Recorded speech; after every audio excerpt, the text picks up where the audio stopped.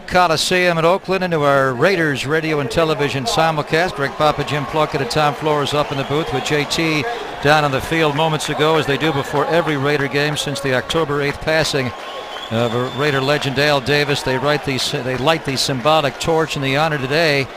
The great bump and run corner that made Al so proud, number 24, Willie Brown, had that honor. Dennis Allen getting set to coach the Raiders in this third and most important preseason game, most like a dress rehearsal today. His starters will play the entire first half, and almost all of them will come back in the second half, with the exception of Darren McFadden, who will play only the first half. And Coach Flores, they got a good challenge today against Jim Schwartz's Detroit Lions, 10-6 a year ago when he took this team over. They were 0-16, and they are very solid on both sides of the football. He's done a nice job. They've done a good job in drafting, and their number ones have come through for them in the last few years, so that's very impressive. Their offensive line is a pretty seasoned offensive line. 2 number 1 draft choices of both tackles, and the center is a second-round draft choice.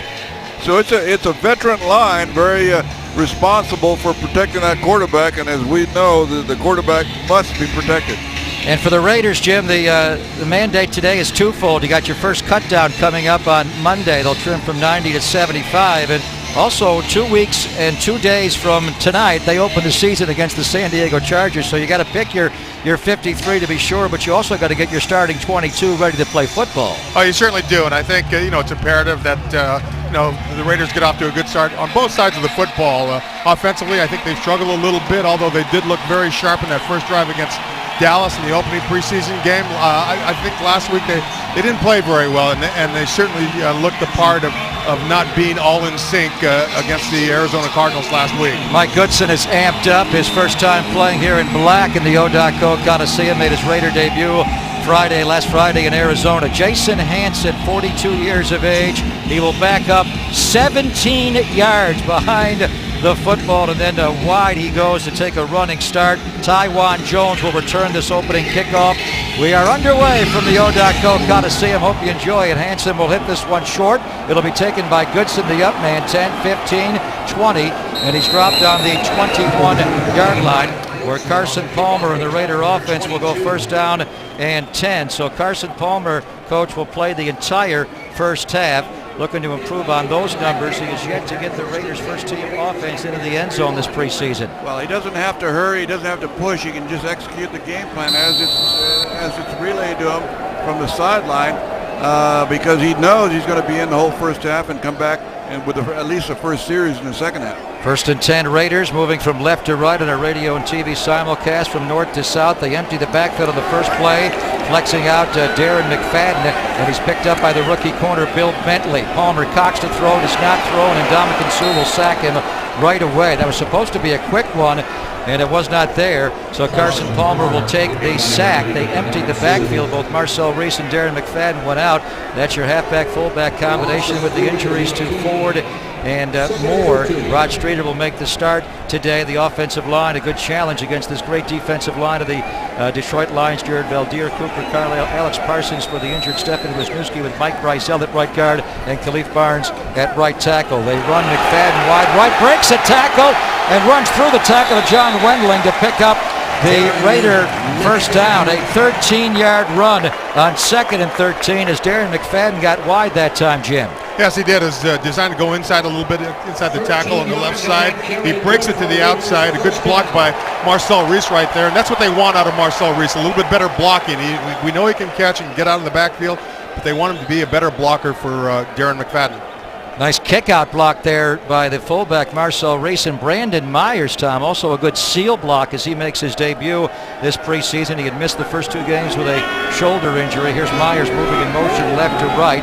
First and 10 Raiders. They blitz Wendling, and Darren McFadden runs into a wall. That defensive front there for the Detroit Lions, that was Stephen Tulloch, their middle linebacker. Their D-line, arguably the best in football, but the Raiders think they have the best. Cliff Averill, Lawrence Jackson are the ends. Averill, one of the best in football. And of course, Ndamukong Suh and Corey Williams inside. Stephen Tulloch, who made that last tackle. The middle linebacker was Justin Duran and DeAndre Levy.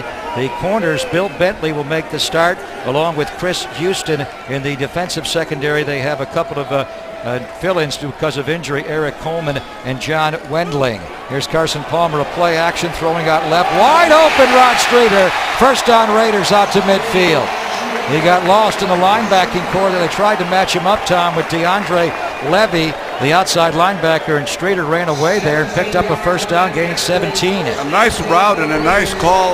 He goes in a little motion across the backfield, then he comes back. He ends up in the slot, and he just runs a little shallow corner, more like an out route behind that first wave of the defensive backs. Raiders on the move here. They have picked up 2 first downs. They got up on the line and then backed away. Now they'll reset the play clock as they've reached their 48-yard line. Carson Palmer in that huddle a long time now. Eddie McGee will come in here, a big wide receiver. They were in a bunch formation. McGee, Myers, and Reese all together, singling up Streeter on the backside. Nice catch on the slant as he beat the thing. He lost the ball going to the ground. Did he catch it? Yes, he did. And he has a first down into Lion territory. They bunched right, coach, and singled up Streeter left on the backside, and he beat the rookie Bentley for a gain of 13 yards. I think this is going to be challenged because the Raiders are getting up there real quick, and I think it's going to be challenged because he didn't hold on to that ball. At least it didn't look like it from here, all the way down and through the, well, they got an injured guy, but all the way down and through the tackle and into the ground. So that the rule says you got to hold on and possess it all the way through. And Jim Schwartz with this injury, and I hope it's on the up and up, Jim. They're getting a little extra time to take out a replay or two as Streeter made the catch, juggled it to his thigh, pulled it down, and then lost the ball. But Jim Schwartz had already thrown out the red flag even before the injury occurred, I believe. All right. Let the Schwartz be with you. Jim Schwartz has turned this program around in Detroit, took over an 0-16 team, made the playoffs a year ago. I'm not sure if Streeter caught that or not. Was it a catch, fumble, or no catch? That'll be decided when we come back to Oakland. 2.5 gone to the first quarter, 0-0 on the Raiders Broadcasting Network. From under the hood, I wonder who he voted for, Democrat or Republican, boys. This is an election year. Tea Party. Tea Party? Yeah. So Rowan, who is a replacement referee, talking to the umpire here. If the Streeter catch stands, it'll be 1st and 10 Raiders on the Detroit 39-yard line. If not, it'll be 2nd and 10 Raiders back on the 48, their own 48, and I think they're going to overturn this and say the ruling on the field has been confirmed. We had a completed pass. Oh, wow. They did. Down by contact. It will be first down Oakland. Detroit will be charged with first team timeout. You should have listened to Plunkett. You thought that all the while. Hey, I think they're doing the right thing. It looked like a catch to me. He had control, hit the ground, and he went down, and then the ball came loose. So I think it was a good call. Can I get the Lewis Murphy touchdown against San Diego back on the season opener? But if that's a catch, then Murphy's one is a catch as well. They're going to flip it end around here to Darius Hayward-Bay, led by Marcel Reese. Cut inside and right into the tackler. I think Reese wanted him to go outside, but he went inside, and he got blown up there by John Wendling coming downhill after a gain of only 5 yards. Well, only 5 yards isn't bad, though. On first down, that's pretty good. First down, that's pretty good. I thought he was going to get more on that play. Well, there's somebody, I'm not sure who it was, that came up like a lightning shot from the secondary and made a great tackle. John Wendling, who was a terrific, wow. And there's Coleman, the other safety. They're both great gunners on special teams. Wendling, he's playing well as a safety. 2nd and 5 Raiders. Hayward-Bay goes in motion. No one follows, so and they be playing zone. Stretch handoff to McFadden coming left, stacked up, and no gain there. That'll bring up a 3rd down and 5. Shane Leckler is back today, not only to punt the football, but he will also be holding for Sebastian Janikowski. We are in the dirt baseball infield here in late August, so I wonder if the Raiders will try a long field goal here, or what they will do if they don't convert here on 3rd down. There's Shane, who will punt. He said all the punts today. Hopefully they're not many. Raiders want more touchdowns, but he's going to punt today. He's a bit rusty after having the arthroscopic knee surgery 2 days into camp. 3rd and 6 Raiders. Eddie McGee is in it again. He singled up left. They're showing a couple of blitzing linebackers. They both come. The Raiders wall it off. Catch, Hayward-Bay. First down Raiders as he beat Chris Houston, the veteran safety, on the crossing route, converting on 3rd and 6. He picks up 14. Really a nice job, Greg, in picking up that blitz. The Lions came with 2 guys right up the middle, and they picked it up. McFadden stepped right up and got the blitzer. Excellent job. It was well done, and there's no way a safety is going to be able to keep up with Darius Hayward-Bay on a crossing route. So Hayward-Bay converts with a 14-yard gain, and Carson Palmer, Jim, is off to a good start. He has hit his first 3 today. Oh, yes, he is. He's really on target early in this ballgame. There's a late blitz. Palmer throws left. Slipping to the ground was Eddie McGee. Crowd wanted a flag there on the cut, but no call on Jacob Lacey, the nickel corners. He matched up with the big Eddie McGee. He's a good-sized wide receiver. Yeah, they got what they wanted. They got man-to-man on the backside. The other receivers are on the right side.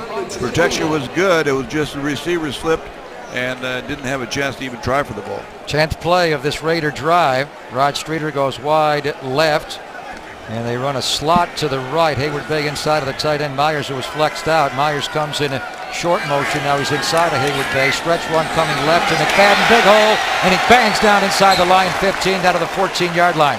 Dropped by Tulloch, the middle linebacker. Nice run there by Darren McFadden, keeping it play side, Tom, for a gain of 7 yards. Yeah, and Khalif Barnes was down the ground after one, but he's back up now and walking around.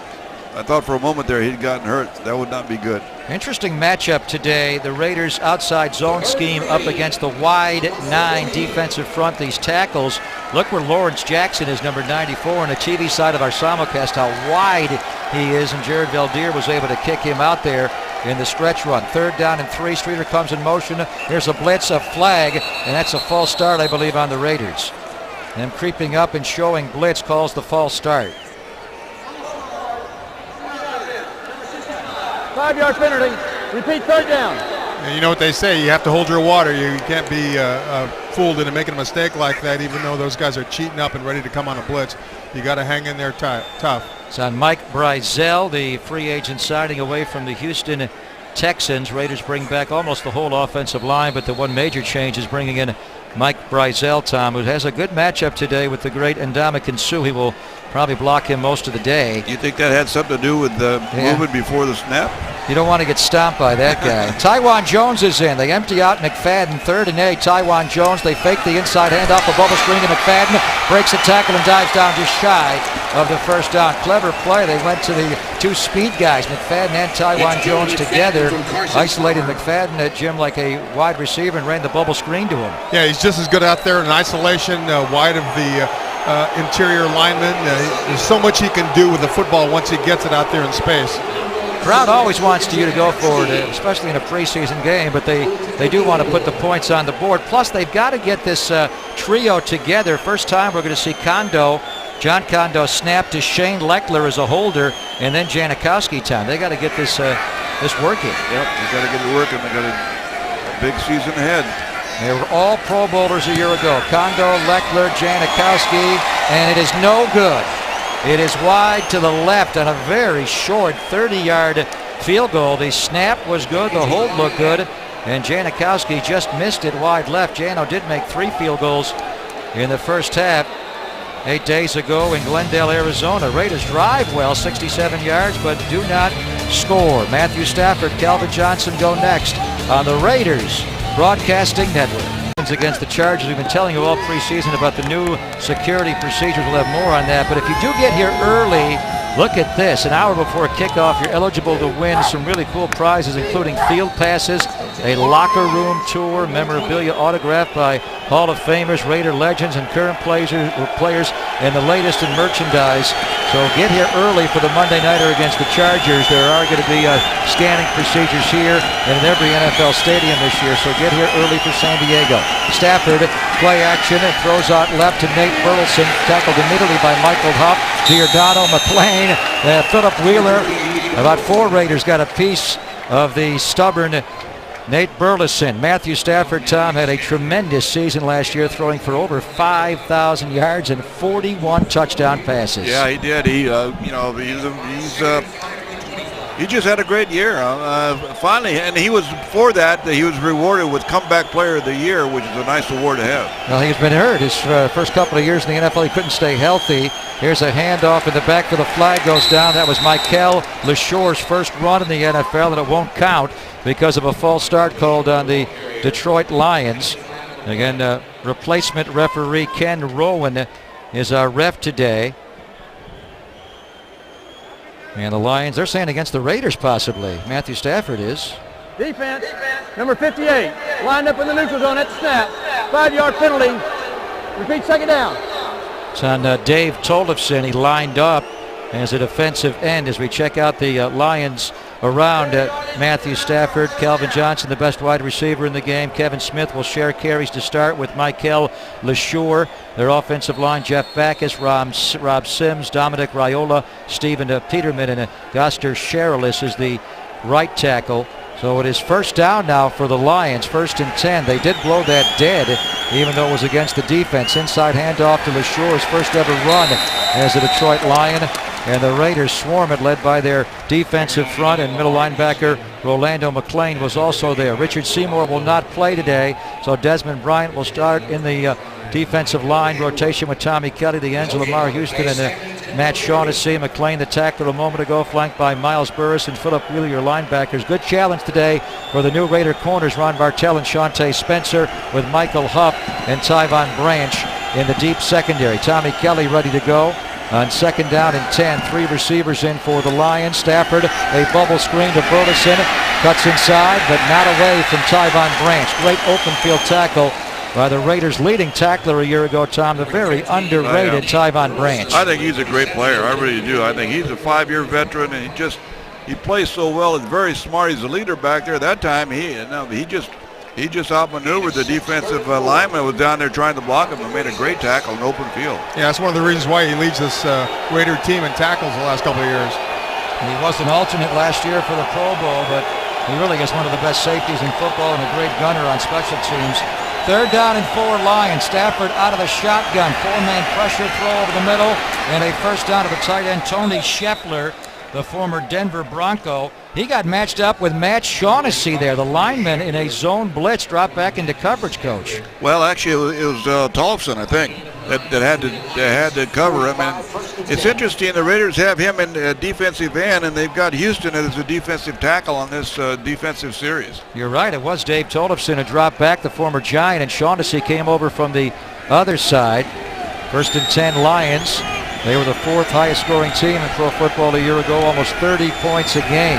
Stafford out of the gun, will check down to Michael LeSure, throws behind him, but he adjusted to make the catch down the sideline and tackled by Philip Wheeler after a short gain. Michael LeSure was a 2nd-round draft pick out of Illinois, and he has never played before today. Tore his Achilles tendon in training camp last year, missed the whole year, and then had a hamstring on their 2nd day of camp this year. So they are watching very closely in Detroit City today to see LeSure's first pro game. And I tell you, just watching Matthew Stafford play quarterback as we did a year ago here when they came from behind to beat the Raiders, he just looks so calm and confident out there running that football team.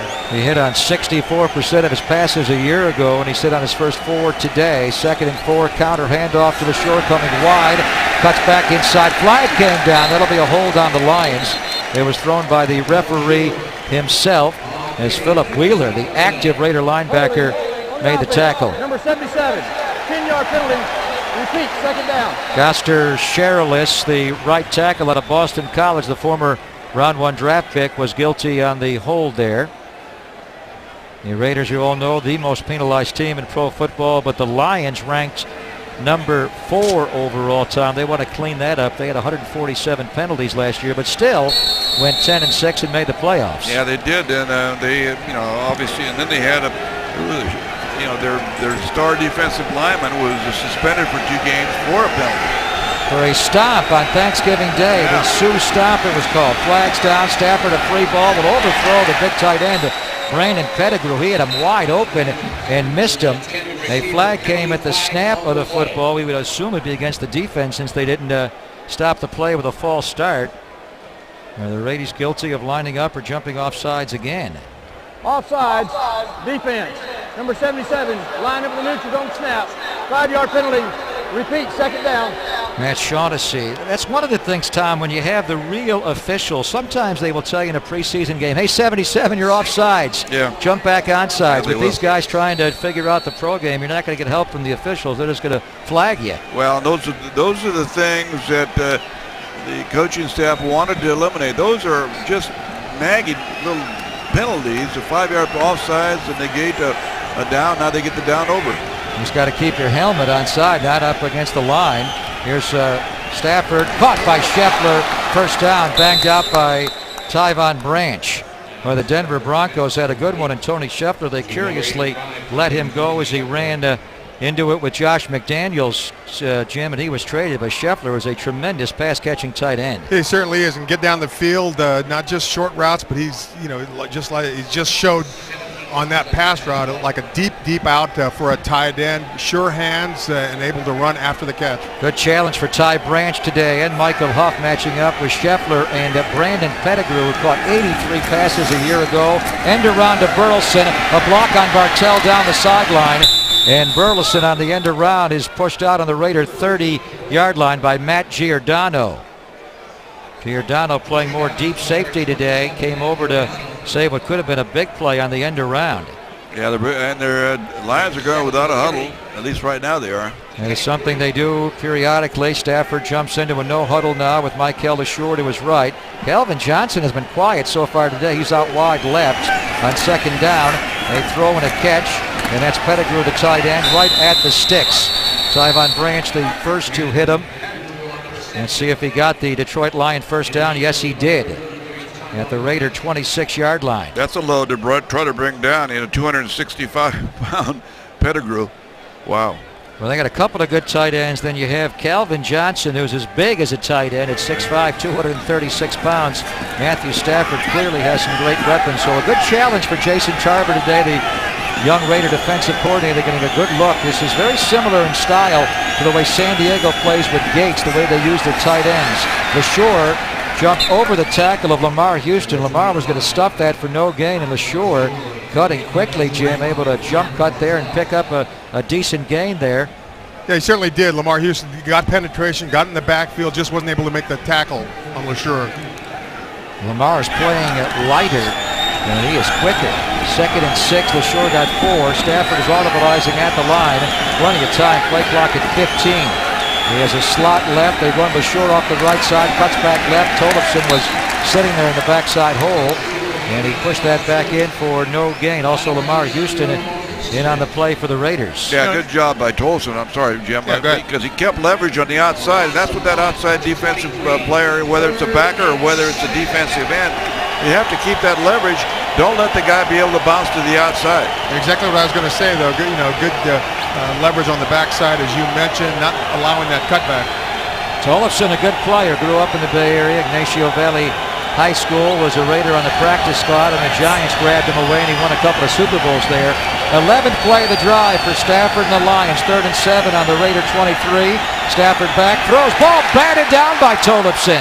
That's once again the defensive lineman who was wearing kind of a linebacker number at 58, Tom, dropping into the linebacking core to knock that one down. Yeah, I'm surprised that they didn't go to their big guy, to Johnson on the right side, because he was man-to-man that time. He had man-to-man tight coverage with Bartell. That was a pretty good challenge over there. So here's Jason Hansen trying a 41-yard field goal. And they got a little fortune in the spot here. We'll be on the grass from the right hash mark. Hansen, the all-time leading scorer in Lion history, over 2,000 points and very accurate, 82% throughout his career.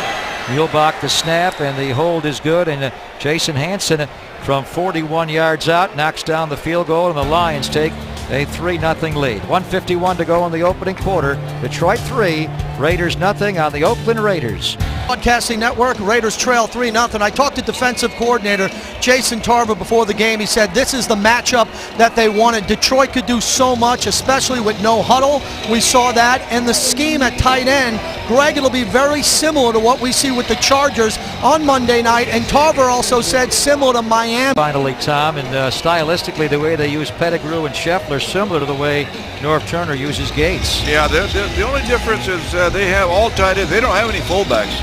Not a fullback on the roster. Is that amazing? Here's the kickoff. 8 yards deep. Tywan Jones coming out though. 5-10, starting wide right, up against the sideline, cut back. They're trying to get some work on the kickoff returns, Tom, but in the regular season, 8 yards deep in the end zone, you're taking a knee there. Yeah, I think so. I would hope so. I would hope so. You're wasting a lot of time. All right, Raiders will start inside the 20 for Carson Palmer in the offense, down 3-0 with 1:44 to go in the first quarter on the Raiders Broadcasting Network. Home preseason game here against the Lions. 2 weeks and 2 days from tonight. It opens for real in Vita Oaktown to watch the Raiders play. 9th birthday party. Yes, welcome to Oakland. This on opening night when the season starts against the San Diego Chargers on September the 10th. First and 10. Raiders on their own 13, down 3-0. Carson Palmer in the shotgun. An empty set, 5 on the line. Palmer throws on left, catch. Rod Streeter, first down. Out to the 25-yard line, working on the nickelback, Jacob Lacey. They are obviously targeting Rod Streeter today, Tom. Yeah, he's running some nice routes and catching the ball very well. Yeah, you got to feel good about the guy. You know, unsigned free agent. Came into this camp, nowhere on the depth chart, and all of a sudden he's been the star of the preseason. He's already got 16 catches, 2 games and a quarter in his preseason career. He had 19 the whole year, his final year at Temple. Nice blitz picked up by McFadden. The throw out left is wide. But Darren McFadden, he is pro football's best running back to be sure, Tom, but he blasted the blitzing linebacker there and lifted him right off the ground. Yeah, he sure did. And that ball was kind of high. I mean, it kind of fluttered a little bit, hung up there a little bit. I'm not sure if Carson was comfortable throwing that ball. Well, I think he just had some pressure. He had to get rid of it soon, so he anticipated where Darren McFadden was going to be, and he was a little off. Second down and 10, Raiders on their 25. Marcel Reese, the fullback, empties out left. They give it to McFadden, and another pre-snap penalty on the Raiders here for, I believe, a false start. That'll be their 4th penalty of the first 14 minutes of play. And Ken Rowan, our referee. On the offense, number 65. 5-yard penalty. Repeat, second down. Called on Mike Bricel again, the new right guard. The Raiders will drop back now. It'll be 2nd and 15. Raiders playing without their starting center again tonight. Stefan Wisniewski missing for a 2nd straight game with a calf injury. So Alex Parsons out of USC is snapping the ball to Carson Palmer. Trojan to Trojan. Throw out left. Catch made by Brandon Myers, the tight end. Hit by Jacob Lacey there and the linebacker DeAndre Levy. First catch of the preseason for Brandon Myers. Coach hurt his shoulder back on August the 10th in Napa and missed a couple of weeks. Well, he needs some work. He needs the work, and it was nice to see him get back in the action here, because you have to go through that initial first game getting banged up and waking up the next morning feeling not too good. This could be the final play of the opening quarter. 3rd and 8 Raiders on their 27. 3 receivers in, including Eddie McGee. Throw left too high. It will not be the final play. We'll get a punt in here as he overthrew Brandon Myers right at the sticks there, matched up with the middle backer Tulloch. He was pretty well covered, and Palmer threw it high. So we'll see Shane Leckler. Again, Shane had arthroscopic knee surgery 2 days into training camp. It's on his left leg, his plant leg, and he said he was rusty in Napa. So let's see if he gives us the usual Lecklerian blast here. Here's the punt by Leckler. A little bit shorter. Titus Young at a Boise State will step up. And did he call for a fair catch? Apparently he did on the 32-yard line. Not bad. Shane's not happy with a 41-yarder, but just kind of loosening up and getting the cobwebs out. No return, so a net of 41. Stafford and the Lions get it when we come back again. They're up 3-0 late first quarter on the Raiders Broadcasting Network. U-shaped construction. They don't cut into you like jeans with a V-pattern. Room where you need it. Comfort where it counts. Wrangler, real comfortable jeans. Football's fabulous females entertaining here at the O.co Coliseum on this Saturday evening. Raiders down 3-0 with 21 seconds to go in the opening quarter. Wheeler and Tyvon Branch look like they may blitz off of Stafford's right. LaSure is to his left in the gun. Inside handoff to Michael LaSure. And he'll pick up 2 yards on the final play of the first quarter. Lamar Houston, Tom, has had a good preseason. Looks lighter, and he was in on that tackle again. Yeah, he looks lighter, but now he's back at his familiar defensive end spot. But earlier he was playing on one of the tackle locations, and for as light as he is, he was creating some havoc in the middle. Raiders outgained the Lions in that opening quarter, 91-58, which will make Coach Allen happy, but they are down 3-0 after 15 minutes of play. Carson Palmer goes back to work, and Stafford as well in the second quarter on the Raiders Broadcasting Network. But if we get the W and I do get a couple sacks, I'll be happy. If we get a W and I don't get a couple sacks, I'll be happy. So, really it's just about being dominant and winning for me. Lamar Houston had 5 quarterback sacks his rookie year, only 1 last year. And he's playing well here, 8-8 as a pro his first 2 years in the NFL. First play of the second quarter, 2nd and 9 Lions. Stafford, a quick one out to Nate Burleson. Michael Huff will come screaming down the sideline, but Burleson stays in bounds and shreds that tackle long enough to pick up a Lion first down out to their 43-yard line. You know, I think one of the keys to that play was Calvin Johnson blocking on the perimeter, keeping that cornerback from coming up and making a tackle. Yeah, and that was that whole play was set up by the Raiders' defensive playing so loose. They're giving a lot of space out there on both sides and with the safeties. With 1 quarter down, it's time for our Geico 15-minute review. It's easy to save 15% or more on car insurance with Geico. Go to geico.com or call 1-800-947-AUTO. The only hard part, figuring out which way is easier. Which way is Michael LeSure going to go here? Supposed to go off left tackle. Wasn't there. Bounced wide. And the Raiders were able to push that into the offensive backfield led by Philip Wheeler. The numbers in our Geico 15-minute review, guys, the Raiders actually outgained the Lions in that first quarter, 91 yards to 58 yards. Yeah, it's all about finishing now, getting in the end zone and putting up points on the board. Well, Janikowski missed a very short field goal of 30 yards out, and Jason Hansen made his from 41 yards out. 2 of Pro Football's best kickers. 2nd and 13 Lions. Stafford out of the gun, looking right, throwing, caught by Pettigrew, and dragged down from behind by Philip Wheeler, who's made a lot of tackles here. Pettigrew, a tremendous young tight end, out to midfield. Well, that'll bring up a 3rd down. That was a nice shot by Stafford. That he was covered pretty good. Wheeler had him covered pretty good. Pettigrew pretty well, and the ball was thrown perfectly, and he reached out with those big hands and made the catch. Well, good chest here for the Raider defense. So they're going to throw the ball to Calvin Johnson at all this afternoon. So far they have not. He goes left slot. Michael Huff will pick him up, and he will press him in the slot.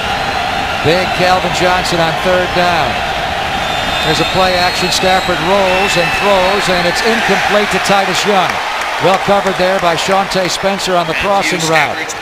Well, the Raiders force a punt as they put some heat on Matthew Stafford there, Jim, on 3rd down. Yeah, they came on a blitz, came very hard. There's number 58. Dave Tollefson. Yeah, putting pressure on Stafford. He had to throw it quickly, and he threw it inaccurately. That's what pressure does to the quarterback. So the Raiders will get the ball. Brian McCann is back to return the punts today.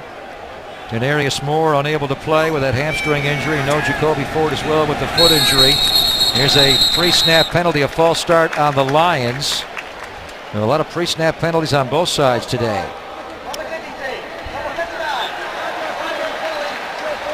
Jim Schwartz not happy with that. Again, his team was number 4 in the NFL in total penalties a year ago with 147. They have an interesting punting battle going on in training camp. This is Ben Graham, the Thunder from down under, the former Aussie Rules football star. He is a left-footed punter, so adept at that pointed down end-over-end Aussie Rules style. He'll use that here to Brian McCann. He'll step up and take it on the 16-yard line up against the boundary, and he is surrounded there.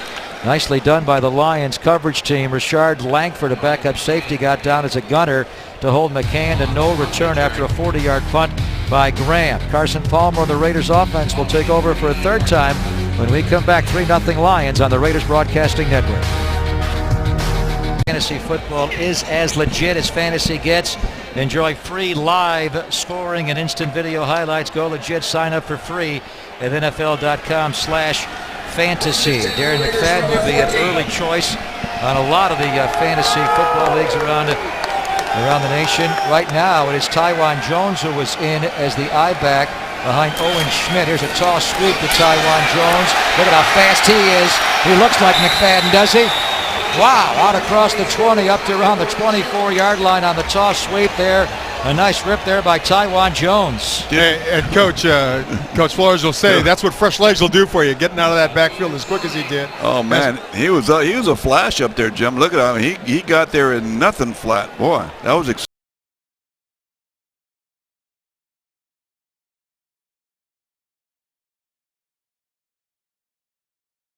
So far this year, a hamstring injury making his preseason debut, and he's in for McFadden here. I think Darren may come back, but they can let him run with the ones here.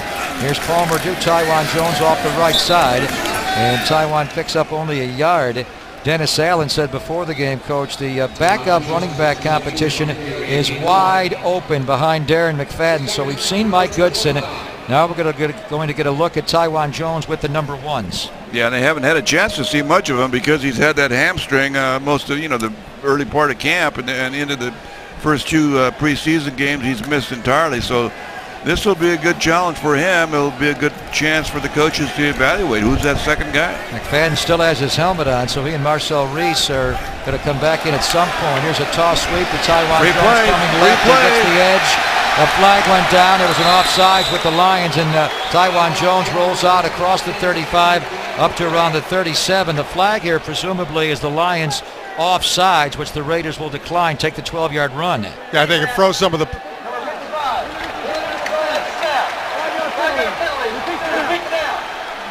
Yeah, I think they knew that that play was, they felt it was dead because he jumped off sides before the snap of the ball, and I think the defense froze, and the Raiders got a kind of a free play out of it. Yeah, you're right. They stood up. The defensive line just stood up, gave him a free shot to block him. Stephen Tulloch was coming out of blitz from his middle backer position. He mistimed it badly, and the Raiders got a big chunk here. First and 10, 37-yard line. There's Palmer, a play action to Jones. Well blocked, he has time. He throws left, crossing route. Catch made by David Osbury, and he has a near to a Raider first down at around the 47-yard line. He looked over the field that time and hit the tight end on the crossing route there. Yeah, nice, good protection that time off a little play action pass, and the ball was just a little low, but Osbury just went down and made a nice snag with his hands. That's what you got to do. He is the converted wide receiver at USC, Jim, and they got to figure out this tight end rotation. Brandon Myers was out for a couple of weeks with the shoulder. You got Myers, you got Richard Gordon, who was supposed to play today despite a rib injury, and then David Osbury. First and 10, Raiders on their own 47. Palmer, a straight drop, steps up, lob down the right sideline. Hayward Bay has got it inside the Lion 20. First down on the Lion 13-yard line. He went up and took it away from former Raider Justin Miller. They certainly did. It was a little underthrown, and Hayward Bay just timed it perfectly, went over the top of the defender, came down with the football. This guy, Hayward Bay, is really improving as the years go on. Oh, Jim, I mean, he's gotten, you know what he does that does so well? He goes after the ball so well. And right after a big gain of 41 yards down the field, the Raiders ran up and quick snapped the Lions, jumping into a no huddle here as they get into the red zone. McFadden came in and they gave him a little outside run for 3 yards. But here's another look at the Hayward Bay catch. Great catch over the back. One-handed. One-handed. How's that? He reached around Justin Miller, the great kickoff returner, was a Raider, and made a one-hand pluck. Raiders jumping into a no-huddle here inside the red zone. Hayward Bay out wide, left, Osbury left slot, Rod Streeter right. They fake it to McFadden. Palmer now right flat. What a catch by McFadden. Did a running back catch that ball? And he's out right at the sticks. He wanted to go Streeter, Tom, in the end zone. It was taken away. So a check down right flat to McFadden, who made an unbelievable catch for a running back. Yeah, so well done by Palmer because he made a nice fake to McFadden, and then he looked downfield. You're right, he wanted to go to Streeter on a real quick post or a slant. Wasn't there, and he came right back. McFadden, after the fake, just kept going right into the flat. He was uncovered. Well, he has a great set of hands, Darren McFadden. That ball was fully extended away from his body. Third down and 2, Raiders on the Lion 4. Power formation out of the eye. They give it to McFadden, led by Owen Schmidt. He bangs down, should have the first down. He's shy of the goal line, but he should make it first down and goal from inside the 2-yard line. Everybody wondering about who's going to be your short yardage, who's going to be your goal line runner. Darren McFadden last year, when the Raiders, Tom, had goal-to-goals inside the 5, converted 7 out of 9 times. Yeah, he is a good goal line short yardage runner. He could do as he did there. He could move the pile. That time he knew only needed a little bit of yardage for the first down. He just lowered his head and moved the pile. Teron Kreiner goes in motion left to right. First and goal, 2-yard line. Fullback flat, no, tight end back of the end zone. Flag came down, and a pass interference called on Eric Coleman, the safety, as he climbed all over Brandon Myers a beat early. And that'll make it a first and goal on the Detroit 1-yard line.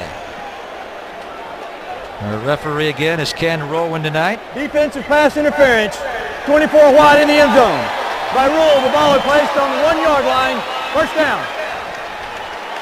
And Eric Coleman did hit Brandon Myers way too early. It was definitely pass interference on Coleman's part. Nice progression by the quarterback coach. He was looking for Owen Schmidt, the fullback, in the flat. That was taken away, so he waited and went to his tight end. Yeah, you got to give credit to the offensive line for the protection, allowing him to go to his secondary receiver.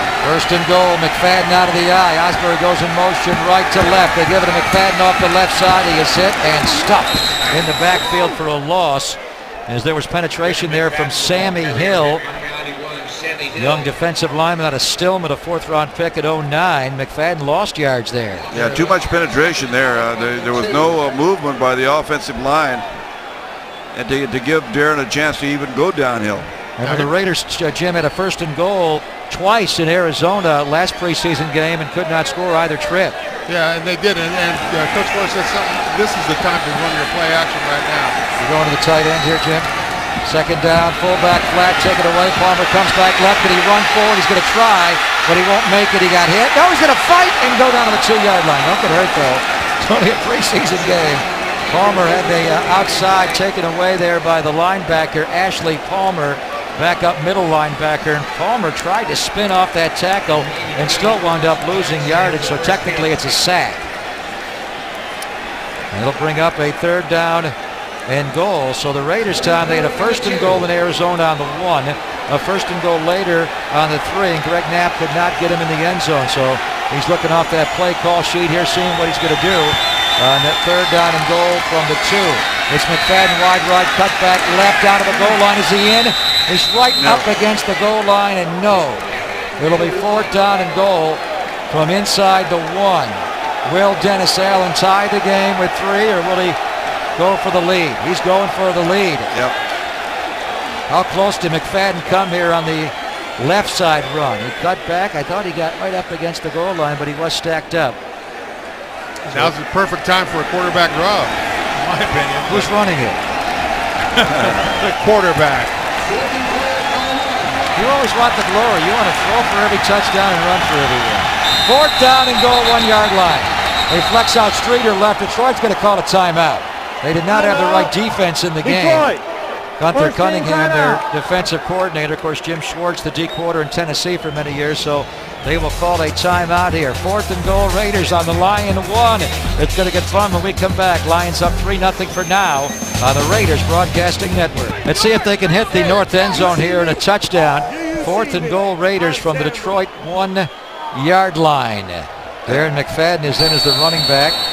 They got the regular formation in there. They got the 2 wide receivers tight end, so they're going to spread them out a little bit. Khalif Barnes is now playing at right tackle. They were going to tackle eligible a moment ago. They decided not to do that. Hayward Bay goes in motion out of the eye. They give it to McFadden left side, bangs it his own guy, but he falls in. Is he in the end zone with the ball? The Raiders say touchdown. He hit the goal line, then lost the football. All he has to do is puncture that goal line. It's a touchdown if he has the ball. Well, this will all be subject to review here.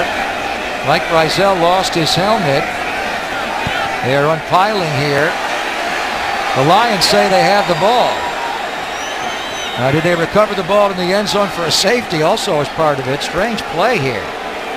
Did they hold on downs? They're acting like it. Well, I hit him on the 1. It looked like he got across the goal line, but it's hard to tell from here. Oh, the ball came out, but it's across the goal line. He's a runner, though. If he punctures that goal line with the ball, it's a touchdown. Yeah, it doesn't matter whether they didn't knock it out afterwards. I thought he hit the goal line and then got hit and then fumbled the ball. This could be worth a challenge. Well, we haven't seen a replay to even question the call. We don't have a ruling yet. I assume the Lions have the ball. The referees have said nothing. McFadden took it up the middle, ran into his own guy, came off. I think he scored. He fumbled, but he was on the goal line. They may review that when we come back on the Raiders Broadcasting Network. Today, and he's got one as well here. Does Darren McFadden extend the ball over the goal line before 94? Lawrence Jackson knocks the ball out. He'll cut back there. Watch 94 come down. McFadden extends the ball, and then it's knocked out. All he has to do is get that ball right up against the white. If it crosses the white before, it's a touchdown. He hit in his own guy. Mike Breisel came off of it. Watch Lawrence Jackson. It's close. It's Is there close. enough to overturn it and give the Raiders a touchdown? I think he got it in, Jim. What do you think? Well, I'm pretty hopeful that he got it in. It's hard to tell on that replay. Remember, the call on the field is that he did not get it in. He Right. runs into Brycell going off the right side, comes back left, and then he extends that right there, touchdown. His ball's in his but hands. does he have possession there? It's not Jackson. I don't think has hit it yet. Let's roll it. Then Jackson knocks it out there. That replay there on that still, I think, is enough visual evidence. Possibly he has the ball in his hands right there. Yep. And watching it live time, I thought he scored and then the ball was poked out when he hit the goal line. I think that replay confirms that. But is there enough to overturn it? I don't know. The defense is out there already. Detroit's offense is out there. They don't seem very hopeful. Yeah, but Janikowski's out there too. To kick the point after. So everybody's lobbying. out there. All right, one thing you should do in the interim is I think the referee is going to be in there for a while is 1-800-RAIDERS and Raiders.com to get your Raider tickets for 2 weeks and 2 nights from today when they open the season. What do you think, JT? Touchdown Raiders or no? Here comes the ref, Greg, and the key is the indecision by these replacement referees, how long it takes to make a decision. Everybody was looking on. Here's the call coming up right now. It is Ken Roan, the replacement referee, who will make the call. Touchdown Raiders, Ken! Looks that way. The ruling on the field has been reversed. Oh, The runner touchdown. had control of the ball, reached it across the goal line before he was down by contact. Therefore, we have a touchdown. We love these new referees, Tom, don't we? Much Yeah, we better do. than the old guys. I don't care how long they take. We don't need Walt Coleman back. We like Ken Roan. Touchdown Wow. Raiders. First touchdown. Give me your touchdown Raiders call, Tom. I haven't had a good one yet. Raiders. Good one. That's the first one of the year. By the first team offense. Yeah, by the first team offense. And I'm by sorry. Darren That's McFadden. right. What a drive there Yeah. for the Raiders. They had a couple of lengthy drives. First one they went 67 yards in 12 plays, did not score. This one 86 yards in 12 plays again, 6:35 off the clock. And the Raiders do score a touchdown.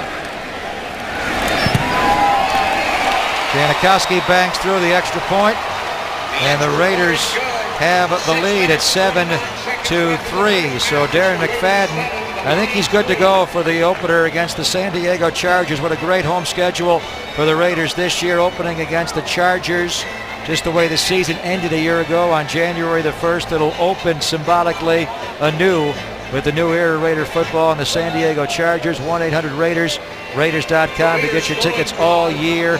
Raiders are going to play the AFC North this year, so Pittsburgh will come in. And later on, the Cleveland Browns as well in the NFC South. So that means the Tampa Bay Buccaneers, the young quarterback Josh Freeman, and Drew Brees and the New Orleans Saints will be in on November the 18th.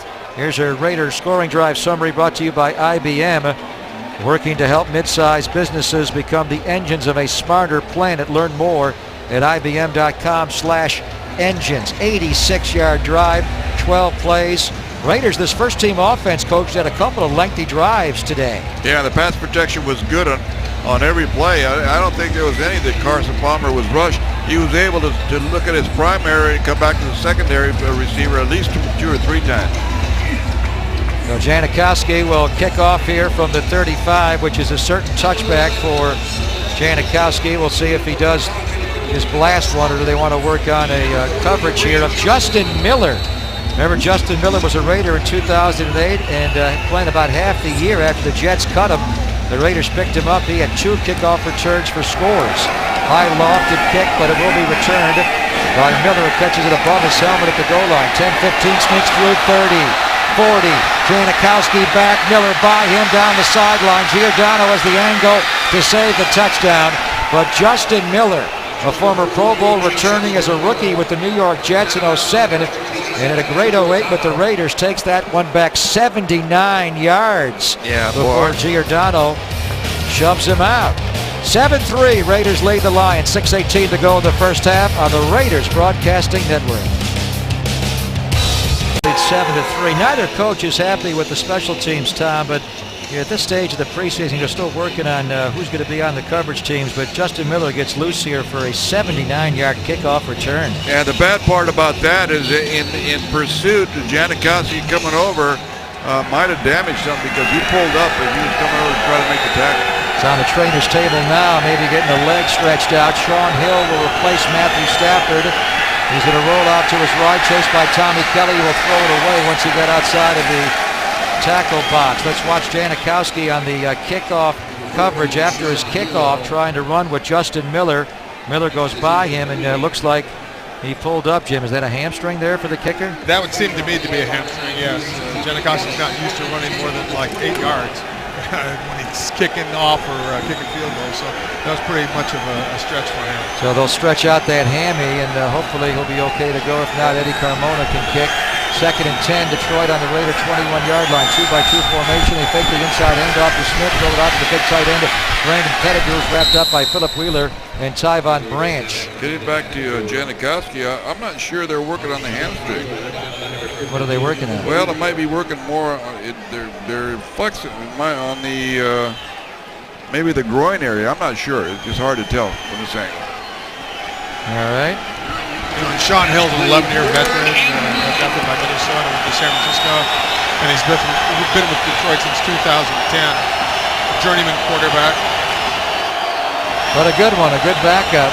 One of the better backups in football. 3rd and short, 2-by-2 formation. Throws for the end zone. He overthrew Calvin Johnson, who feels like he got held there by Matt Giordano.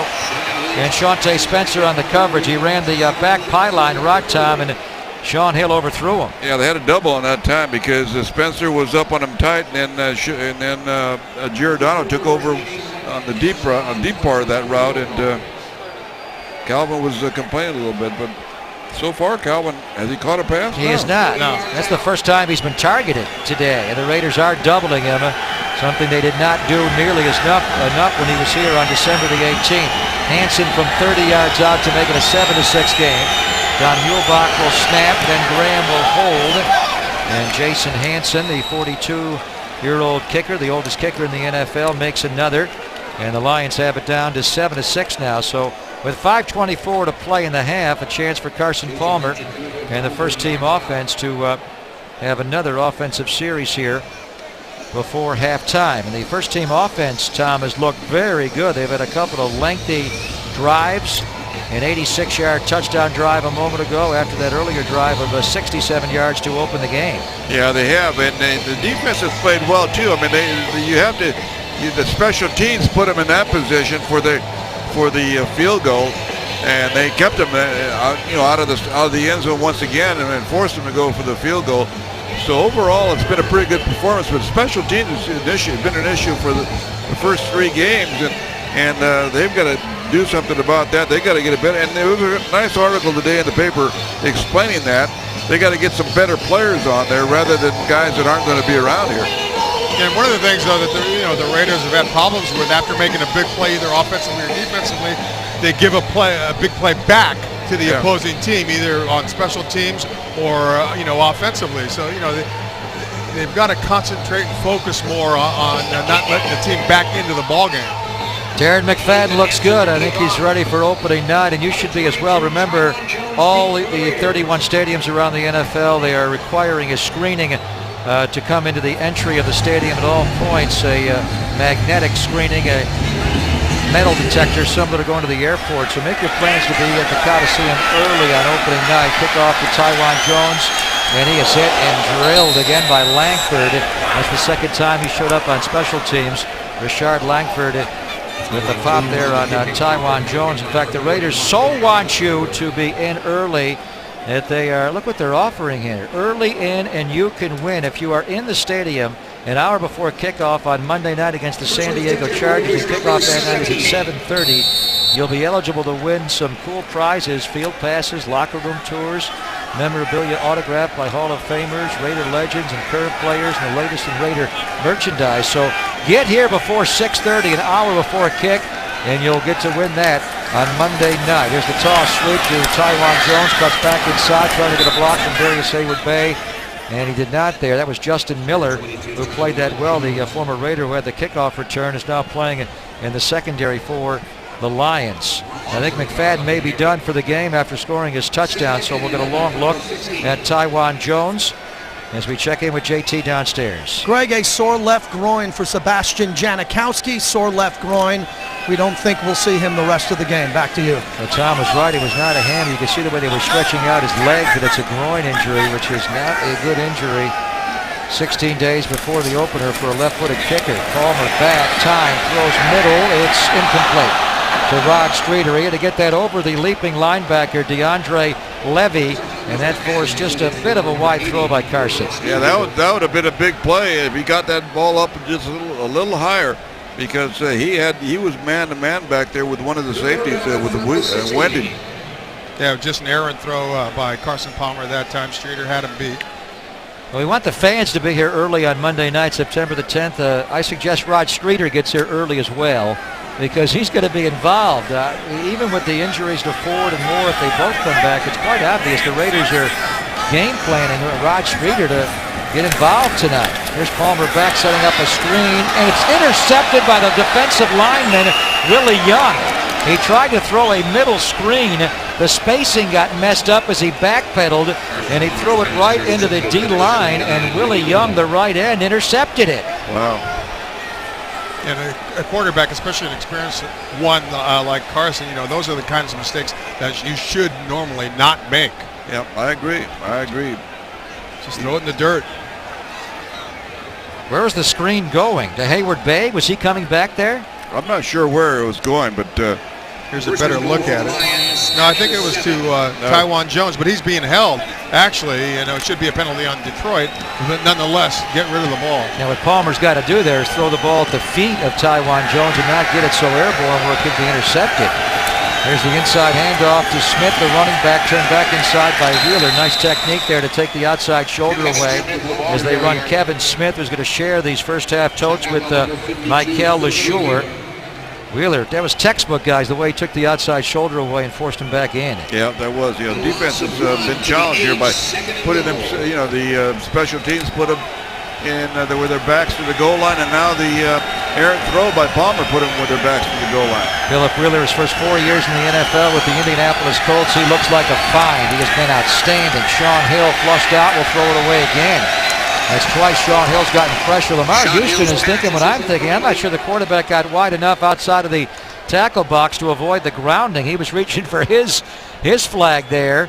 As Sean Hill, you got to get outside the width of the tight end, the so-called tackle box, Tom. I'm not sure he did there. It didn't look like it. It just looked like he was retreating back, straight back, and found out he couldn't throw the ball anywhere, so he had to throw it away. I think you're right, Pop. So much on these replacement officials. The NFL rule book is so thick and so many differences from college football. I think they missed one there.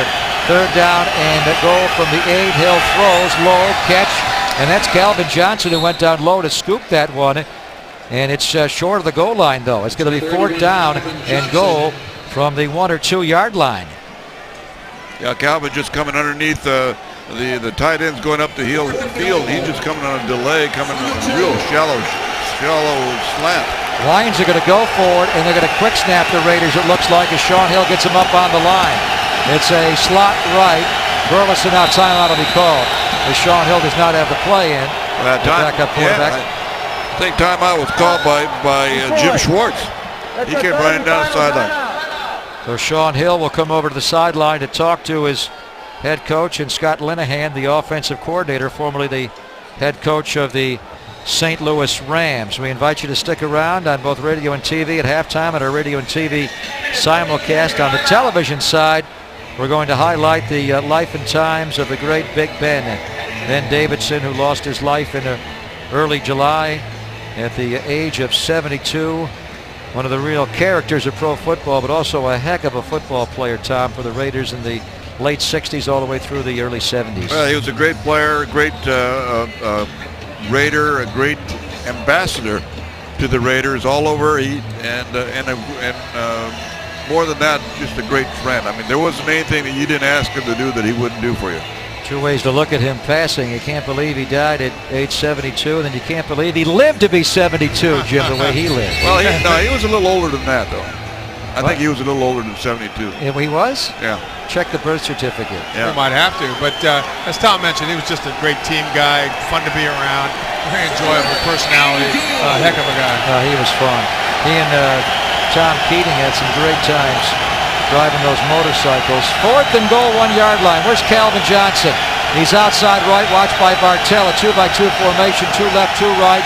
It is sailed to Calvin. Threw it behind him, incomplete. The Raiders goal line defense stands against Megatron. Philip Wheeler was there, and it was the original coverage there of Ron Bartell on Calvin Johnson. Yeah, nice job. Nice. They were going on a quick hit, a little slant down underneath. Was it Calvin they were going to? It's hard to tell. Yes, they threw it to Calvin, and he threw it behind him. Yeah, he threw it behind him. There were a lot of black shirts there waiting for Calvin.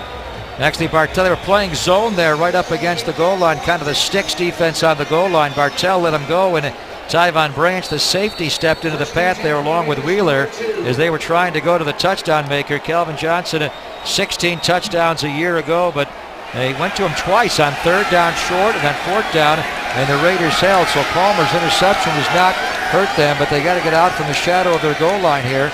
1st and 10 from the 1. Palmer back into the black hole end zone, throws, hands catch by Streeter, and he's tackled immediately by Justin Miller. Now the Lions are going to try to get the ball back so they can score again before halftime, so it's incumbent on the offense, Tom, to make at least 1 first down. And that was a gain actually of 9 yards. Yeah, that was a pretty good all gain. the way out to the 11-yard line, so a good game there. 2nd down and 1. Tywan Jones, the tail of the eye behind Owen Schmidt. Osbury comes in motion. Right to left. They get to Jones, stretch run, cuts back, first down Raiders. So there's your 1 first down, 1 more, and you can run out the half. But that was a great look at the zone blocking to the left side as Tywan read it perfectly, cut right back, 1 cut up down the field. Perfect look at it. Well, he's going to be a great zone runner, Tom, with his 1-cut scheme, something they did for him in college at Eastern Washington University. Well, when he makes his cut, he's a blur. You got to keep McFadden healthy, but you also got to keep Tywan Jones healthy. We have not seen Mike Goodson yet tonight. Today, here's the handoff to Tywan. He almost fumbled the ball there as he got hit by the defensive front. He got popped there, and that ball almost popped out there. So the Raiders will face a 2nd and 8 when we come back here. 2 minutes to go in the first half. Raiders on top of the Lions, 7-6 from the O.Co Coliseum. Hope you're enjoying this one on the Raiders Broadcasting Network. Wrangler 5-star premium denim jeans, which are made with a unique U-shaped construction. They don't cut into you like jeans with a V pattern.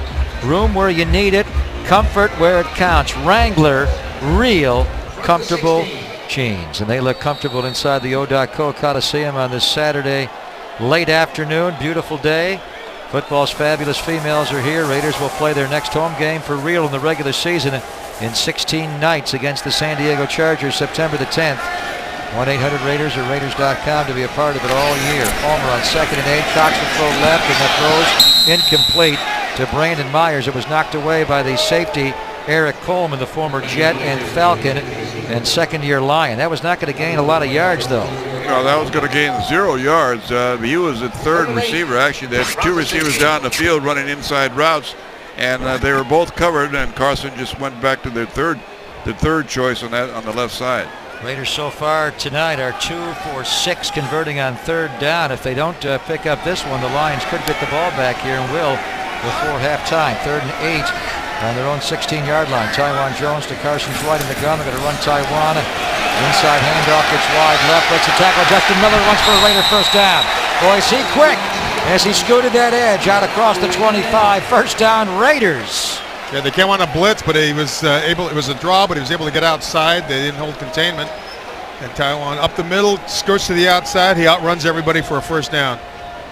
Remember that 3rd preseason game last year, Tom, against the New Orleans Saints on Sunday Night Football? Tywan Jones was just superb, and he is having a very impactful game tonight. His first in the preseason, trying to win the backup job to McFadden with his battle with Mike Goodson. Palmer throws out right. Catch. Tight end Myers. First down Raiders.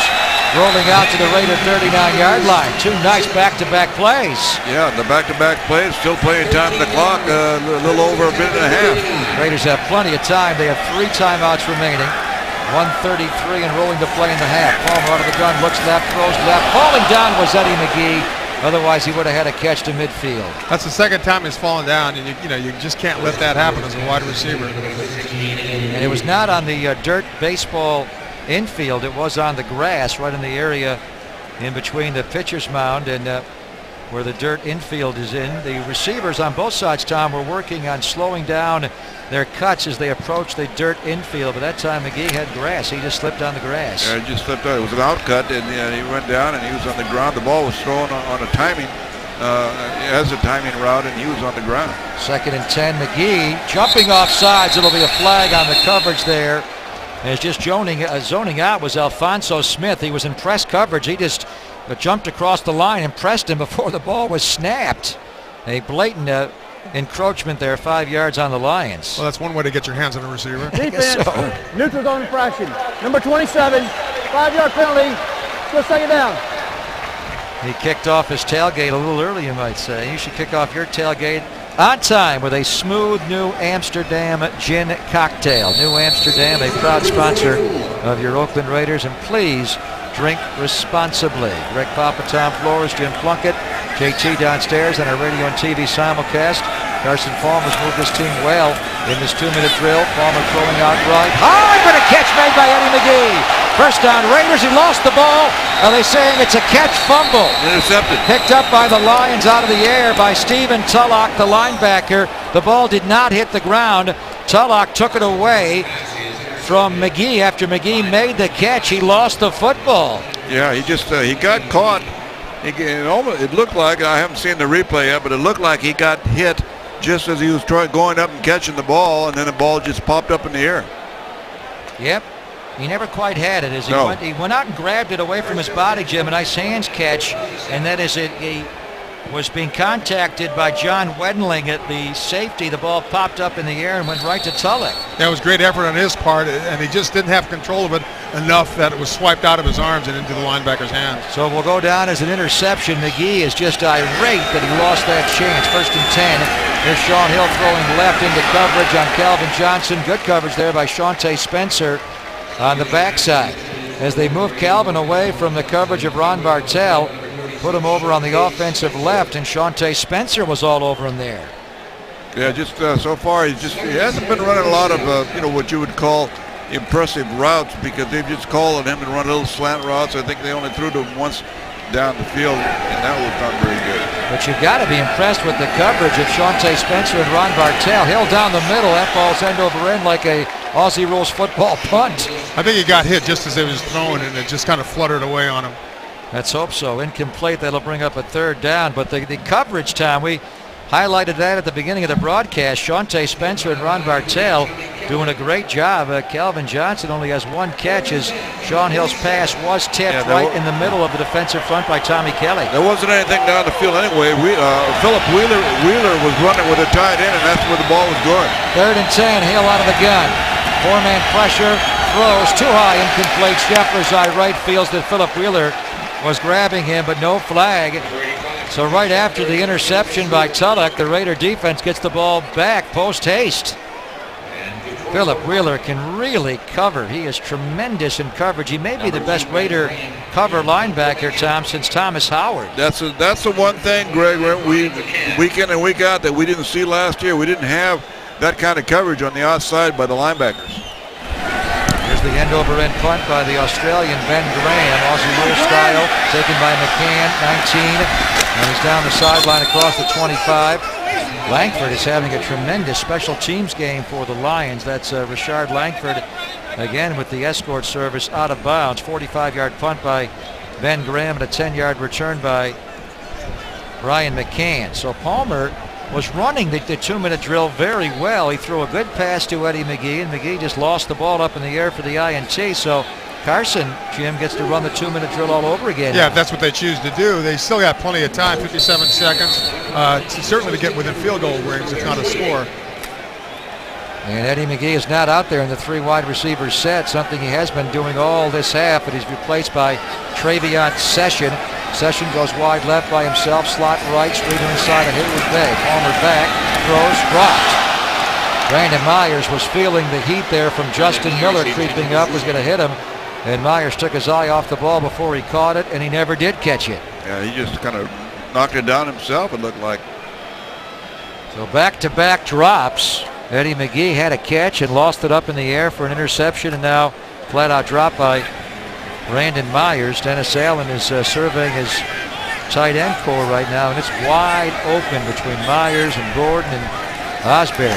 2nd and 10. Palmer back, throws middle. A juggle catch by Myers, but he almost dropped this one. Right into his hands. He juggled it once or twice, then reeled it in. And now a timeout will be called here with 45 seconds to go in the half. Timeout Raiders.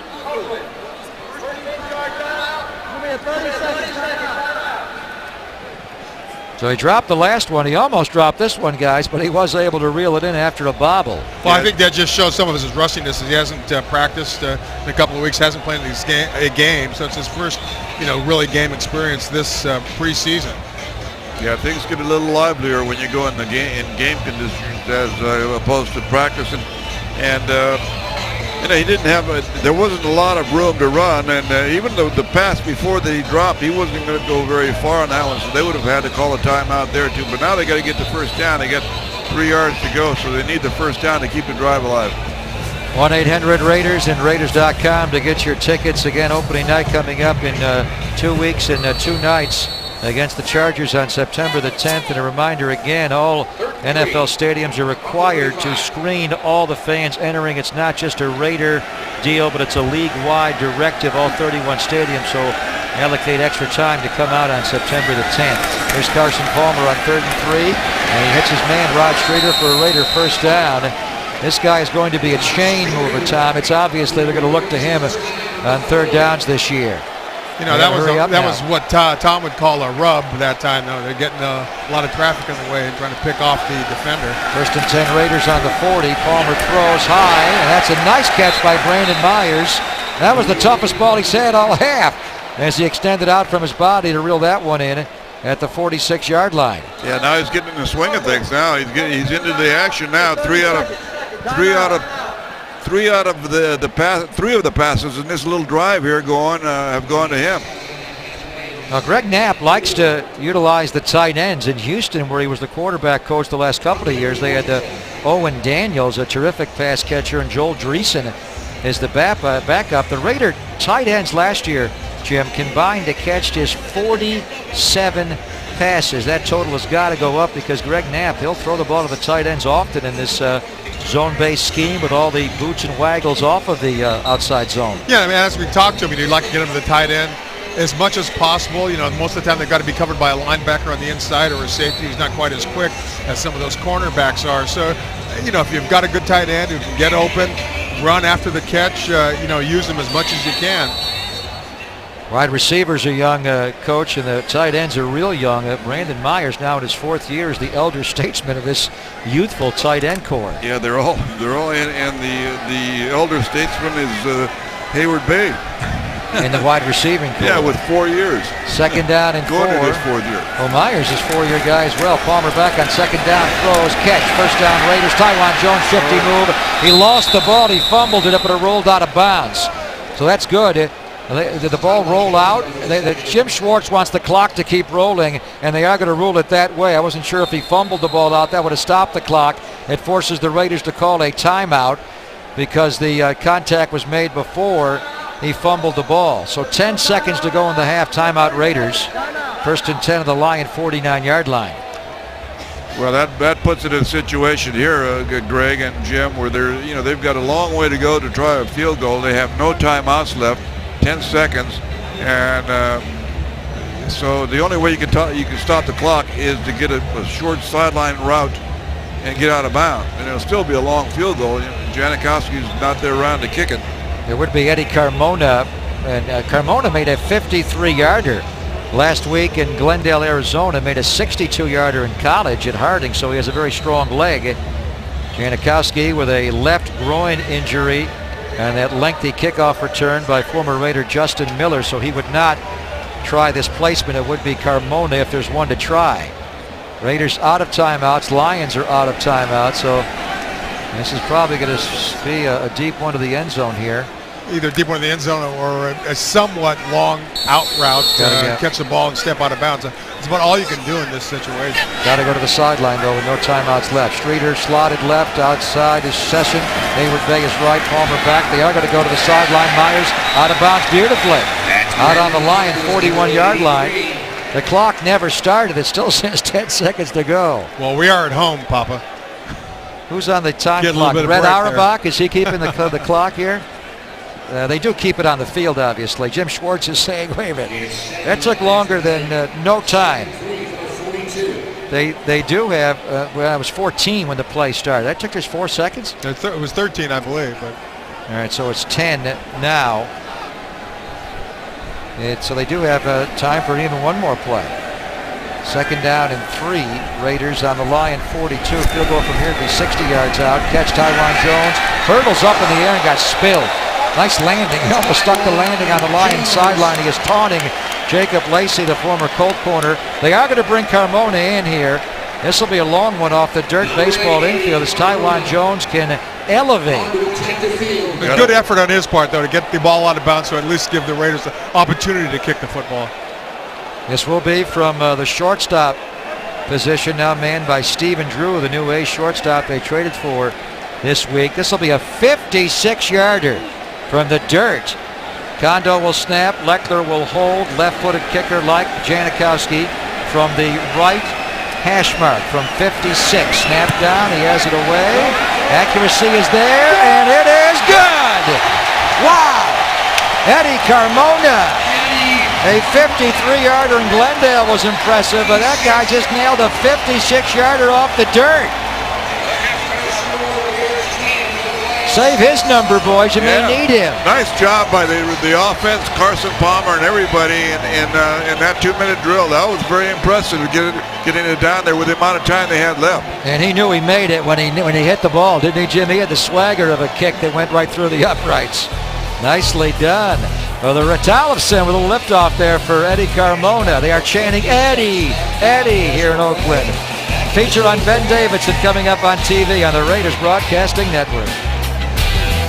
Have to wait a little bit as the starter's going to come back after the halftime. We're back after halftime. Welcome back to the O.Co. Coliseum. Greg Papa with Jim Plunkett and Tom Flores. The Raiders coach had a couple of lengthy drives. The first one they missed a field goal.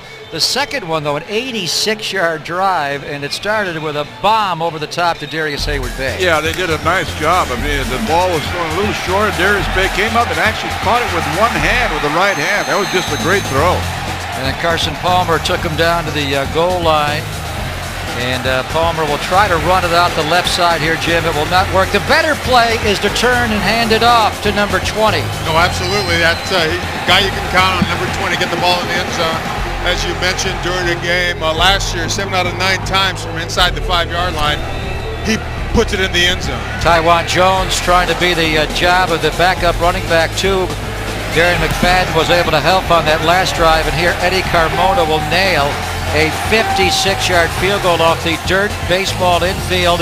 If I do my math, Tom, 56 off dirt is like a 64-yarder off grass. I think that's the best kick in the history of the NFL. It was not a very, it was a line driver. It was one of those knockdown hits that you hit on a windy golf course. A knockdown 7-iron? Yeah.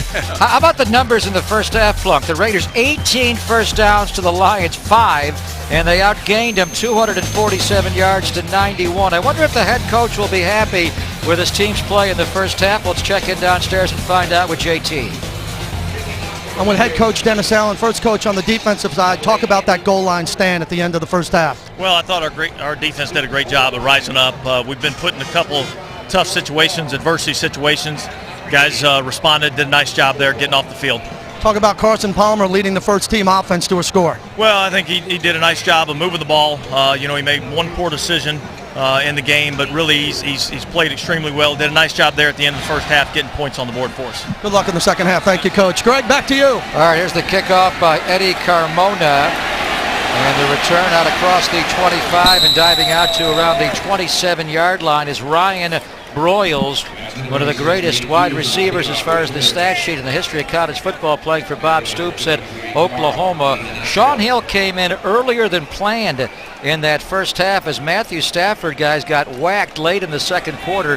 He has a left hand injury, and that's why they went to Sean Hill after that lengthy kickoff return by Justin Miller. Stafford has to deal with a left hand injury, of course, being a right-handed quarterback, the same problem that Matt Leinart has. There's a handoff to Smith on the delay, and the Raiders playing their first-team defense to start the second half, Coach, and they were very stout on that first run of the second half by Kevin Smith. They were very stout. They played very good football, and the two situations where they were placed down in the red zone area, one right down on the goal line area, they did a wonderful job of just making Detroit go for the 3 points. Raiders' first-team defense is in, and they jumped off sides. It looked like Lamar Houston left early. They're going to play this play, and I think Lamar encroached. Let's see if the Lions false started before, but I think 99 jumped to the neutral zone first. We shall see. Now they're saying it may be against the Lions for an encroachment here, or for a false start. If Lamar jumped in the neutral zone because a Lion moved, it would be a false start on the Lions. Ken Rowan, our replacement referee tonight. Which way you going? Defense, jump to the neutral zone at the snap. 5-yard penalty. Repeat second down. I think they got it right, Tom. I think Lamar did jump in. A little anxious. He's laughing. He's trying. He's telling the. He will talk, won't he? He's telling the official. No. He's trying to steal that call. There's going to be a lot of shenanigans if these replacement officials work into week 1 of the regular season, Jim. Oh, I'm sure there will be. Got a lobby I can tell you some stories. Yeah, I got time. I got a whole second half here. 2nd and 4 for Sean Hill. He's going to audibilize at the line. Plenty of time on the play clock for the veteran. And he's going to hand off to Smith off the right side. The Raiders are there to stuff that again. Well, the Raiders really dominated the entire first half, Tom. We talked about the challenge of this first-team defense up against Calvin Johnson and Matthew Stafford, and they held the Detroit Lions to 5 first downs in the first half and under 100 yards. Yeah, that's impressive because, as I mentioned earlier in the game, this is a very veteran offensive line, and they've done some good things last year in their 10 wins. Kevin Smith, who just can't stay healthy, has to literally hobble off the field. He's the young guy they released before last year because he could not stay healthy. They did wind up bringing him back. Ron Bartell's played very tough. 3rd down and 4. Lions, they go into an empty set now. A 2-by-2 formation, including a tight end, tight left, Pettigrew. Here's Hill stepping up. He's going to run for it. First down, Lions, with Rolando McClain breathing down his back. He goes into a slide right at shortstop, but the cagey Sean Hill picks up a first down running for 8 on 3rd down and 4. And he's one of the kind of guys that can run still after 11 years in the league. Turns it upfield. See, there's nobody open down the field. Picks up the first down right up the middle as he saw the defense spread out as they were being blocked. First 4 years in the NFL as a Viking, 4 very good years, and with the Niners, where he was a part-time starter, won a lot of games. They give it to the back here, Keeland Williams, 3rd-year back out of LSU, who runs straight ahead. Tyvon Branch came up from strong safety to finally put down the big back, who goes 230 pounds. Detroit going with a little real quick, almost calling their plays at the line of scrimmage. 2nd down and 8 for Sean Hill. Now he'll get up on the line and then call the play at the line as he's audibilizing. They get up there with plenty of time on the clock. Hand off to Keeland Williams coming left. And he'll push out to the 49-yard line, gains 3 more. That'll bring up a 3rd down. Lions went 10-6 a year ago, boys, into the playoffs. Of course, Green Bay in their NFC North went 15-1. This is a very good division with Chicago there as well. Yeah, it certainly is. There's no doubt about it. And if it hadn't been for Green Bay and how strong they are, this Detroit team was right up there with them. They're a pretty good football team. They made it as a wild card last year. Were knocked out of that wild card game to the New Orleans Saints, 45-28. 3rd and 2. Sean Hill back, throws middle, catch.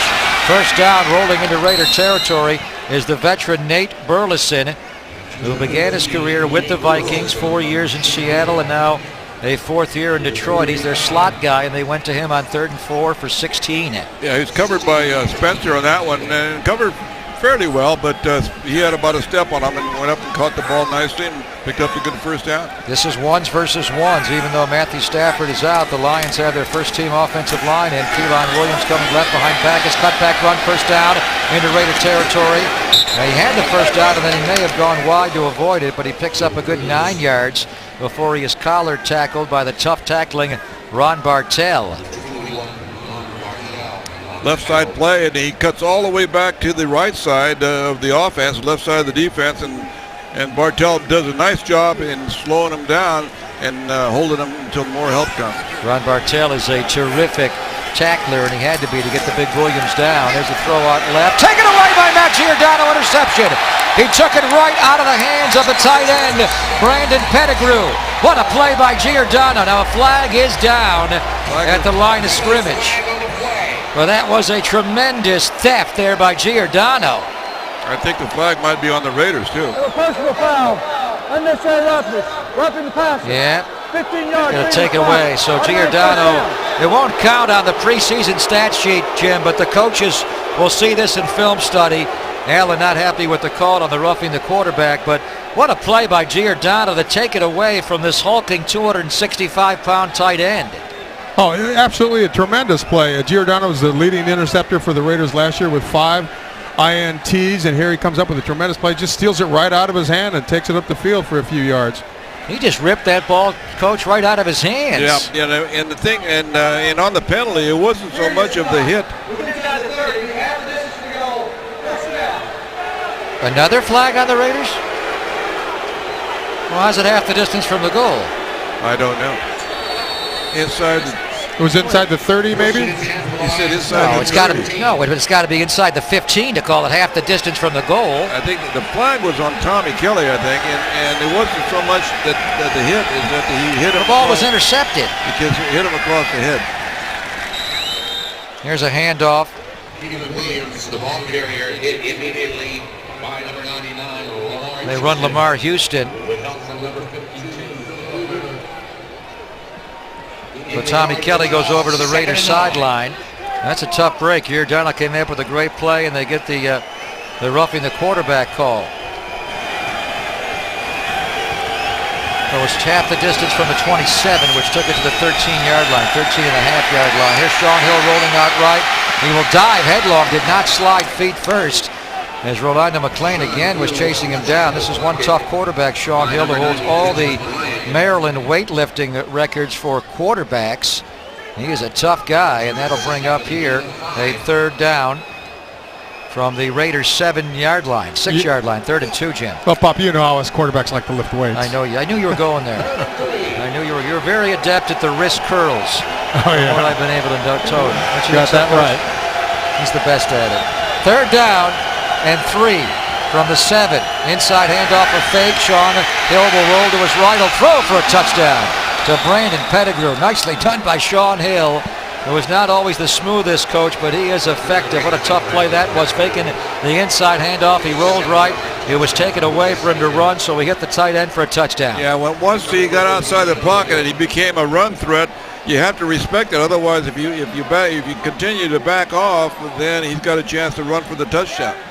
So Brandon Pettigrew caught 5 touchdowns a year ago, 83 total catches on the year, the 3rd most of any tight end, but he was fortunate. He had a catch literally taken out of his arms by Matt Giordano, but the Raiders roughed the quarterback, and it results in a touchdown as the PAT is made by Derek Dimke, who got a chance to kick that point after a young kicker, rookie free agent from Illinois. So Pettigrew gives the Lions the lead back, 13-10 Detroit on the Raiders Broadcasting Network.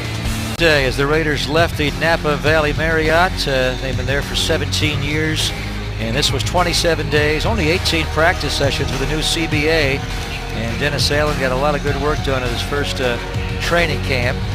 So they're back home now in Alameda to get ready for the season, and they got a cut-down day coming up on Monday, Coach. They got to go from 90 down to 75, so 465 guys will be cut by the other 31 teams around the NFL. Short kickoff by David Dimke, taken by Mike Goodson, comes wide right, and he will not make it to the 10-yard line. He was tackled there by Nate Hughes. Touchdown day is always a tough time. This one's not a very hard one. The first one's not a very hard one. It's the last one is a tough one. They go, from 75 to 53 is that's a big cut, and a lot of happy guys that time, but 8 of those guys or 8 guys will be brought back for the practice squad. Terrell Pryor is going to be the Raiders quarterback here. 1st and 10 from the 9-yard line. Hold on, Terrell. We got to pay the bills here on the Raiders Broadcasting Network. We told you the plan was for the starters to come back and play after halftime into the 3rd quarter, Tom, but the Raider offense ran 45 offensive plays. That's a lot. In that first half, and Carson Palmer had 26 attempts, so they will go to Terrell Pryor. And he gets a handoff to Taiwan Jones, who sidesteps one, gets wide. Look at how quick he is. 15 down the sideline, 20. That may have been the greatest 10-yard run in the history of the NFL.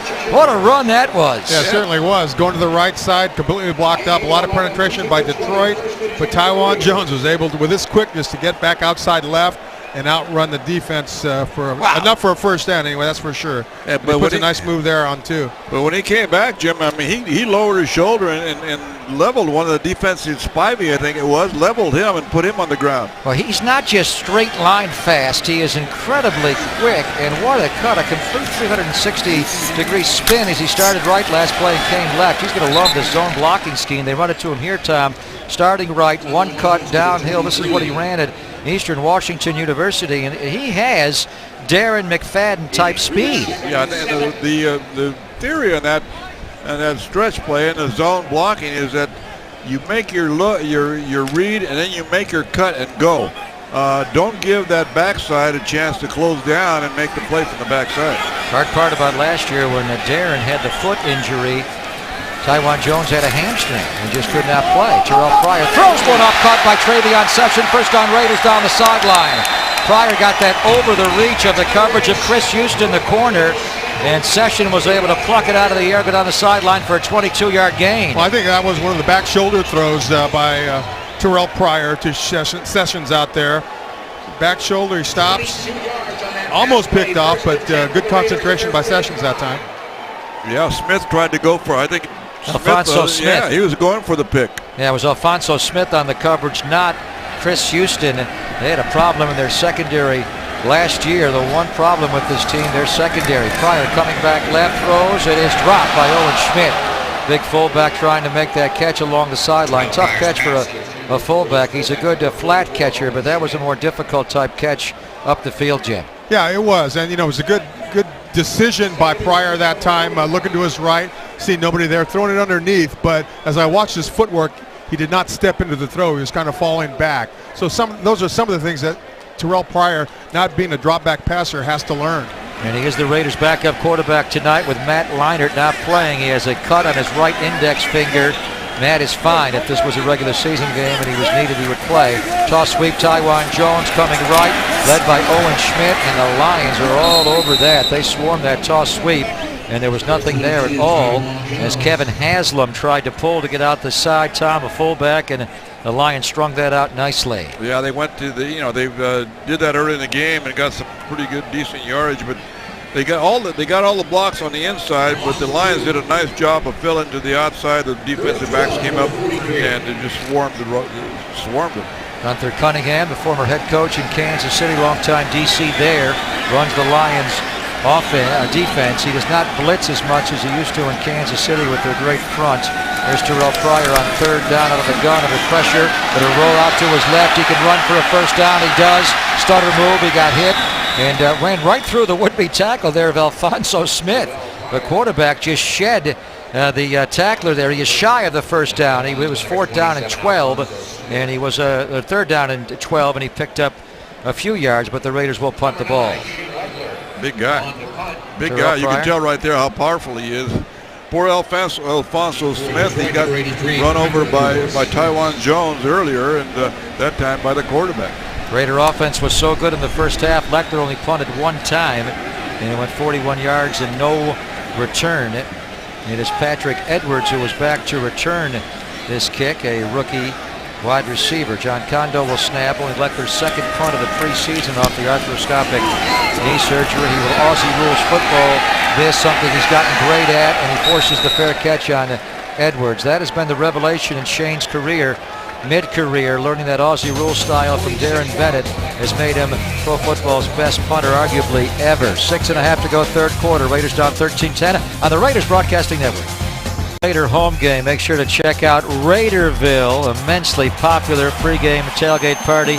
It is free to the general public. It's open early, 8:30 a.m. to 12:30 in parking lot B for a 1 o'clock kick. And Fans who visit Raiderville can watch every NFL game on 2 giant 9-foot LED screens. Visit the Bud Light Bar with a host of flat screen TVs and meet Raider legends and Raiderettes and football's fabulous females. So check out Raiderville, 8:30 a.m. on Sunday morning on home games. Handoff to Williams coming left. DeMarcus Van Dyke will drop a shoulder and push him out as Keelan Williams gets about 5. DeMarcus Van Dyke has certainly played well up in Napa, Tom. He's had a tremendous training camp, hoping it translate on the field tonight here in this 3rd preseason game. Yeah, so far the first earlier games, he's been picked on a little bit and not done as well as they had hoped. But he's played pretty good tonight. 2nd and 5 for Sean Hill and the Detroit Lions. We have 6:06 to play 3rd quarter. Lions lead 13-10. There's a handoff to Keelan Williams coming straight ahead, and the Raiders led by Desmond Bryant, who was Desmond started the game for Richard Seymour, and he was in on the tackle. I think that youngster could fit in Raiderville perfectly. Got the Carson Palmer jersey all ready to go. That number 3 is going to be a top seller at the Raider image stores. 3rd and 4. Lions on their 11-yard line. Mike Mitchell showing blitz. Here he comes. Tackle picks him up. Quick one. Catch made. First down, Detroit.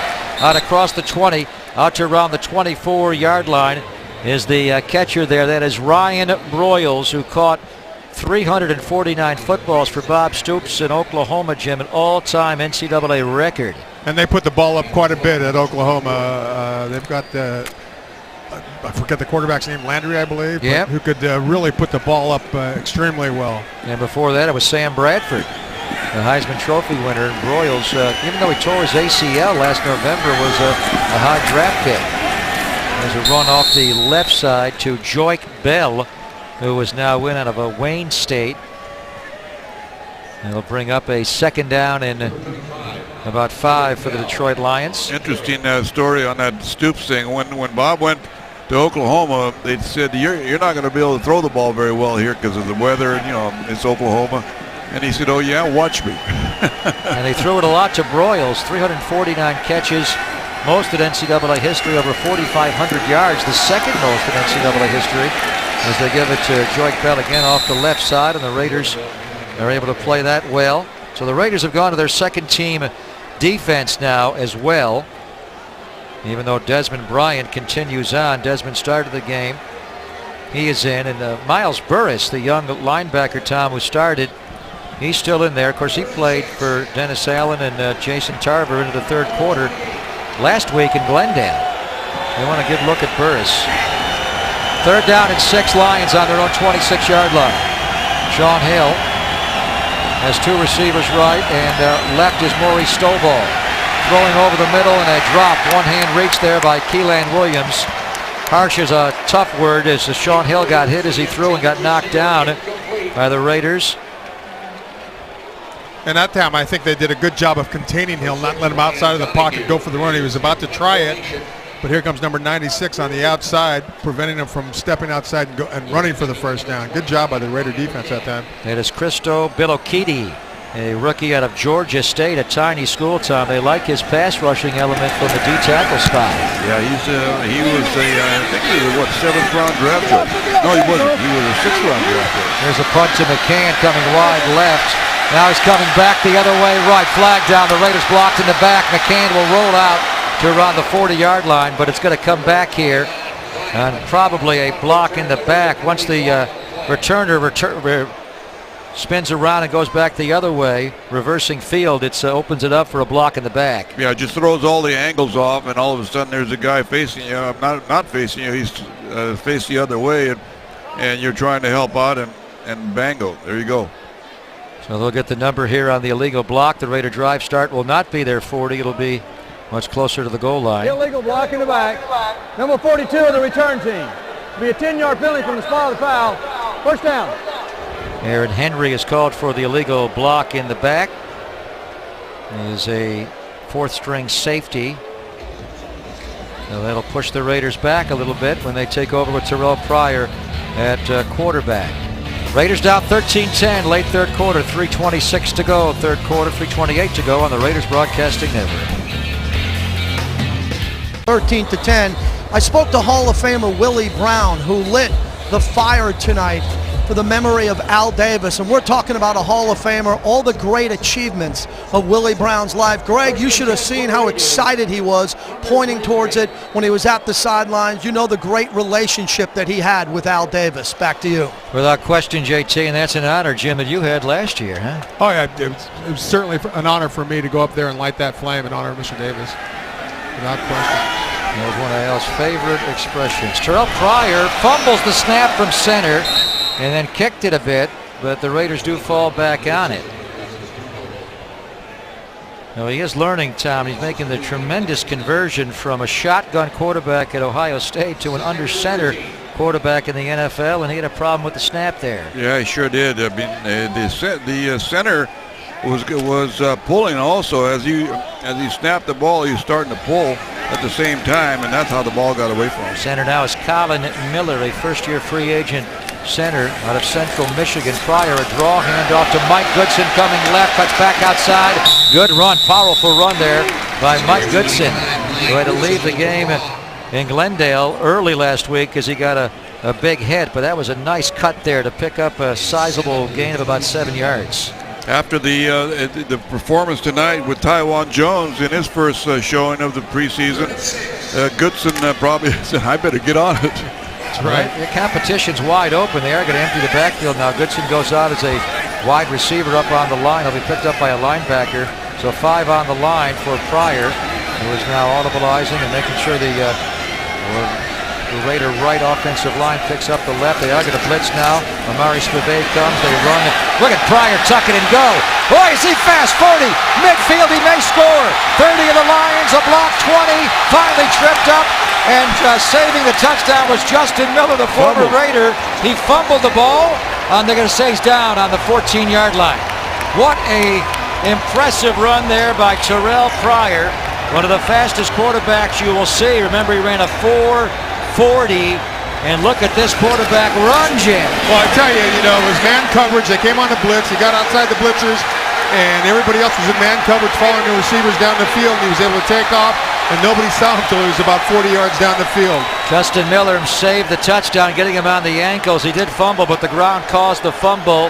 Detroit will not review that. It was a 59-yard run by Terrell Pryor. Quick handoff to Goodson coming wide left, turned back inside by Everett Brown, the defensive end who made the tackle himself. Nice play there by Everett Brown, former Florida State star. Boy, that quarterback, 4.4 was the time he ran before Al Davis took him in the supplemental draft. And right here, Tom, that's a blur.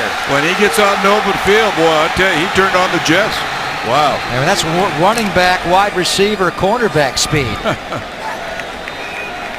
These quarterbacks today are a whole different breed, whether it's Cam Newton or Michael Vick or Colin Kaepernick. What speed. Pryor, play action, stepping up, and he's going to get spun around, avoids a sack, and runs away from it again. And he'll tuck it and run. 10, 5, touchdown! Raiders! What a run by Terrell Pryor. The young man can play. He can make plays. He's not a quarterback yet, Greg, but he can play. He got out of the grasp of a would-be tackler, almost got him for the sack. He was able to spin away, turn up the right side, and take off for that touchdown. Just amazing. It looked like he was sacked, Tom, as he went back. He just shed the hit of the linebacker. He got out to the right, and then there was nobody on the field can run with this guy now. Got a great block by Owen Schmidt to get him the pylon. Terrell Pryor at Ohio State ran for over 2,100 yards and 17 touchdowns. Just amazing. Now, all touchdowns are reviewed, of course, so they got to make sure that he punctured the goal line there. But just an impressive back-to-back running flurry, a 59-yarder, and then the 17-yarder for the touchdown. And I tell you, you got to feel good for him. He struggled a lot. They might be calling it back. Well, they did score. They called it a touchdown on the field, right? So all scoring plays. Do they already go through and review it? I didn't hear his mic come up. Are they saying he didn't score? I don't know. He's coming over to review it. I think that's what he just now. said. Yeah, but they review all scoring plays. Is that not clearly a touchdown?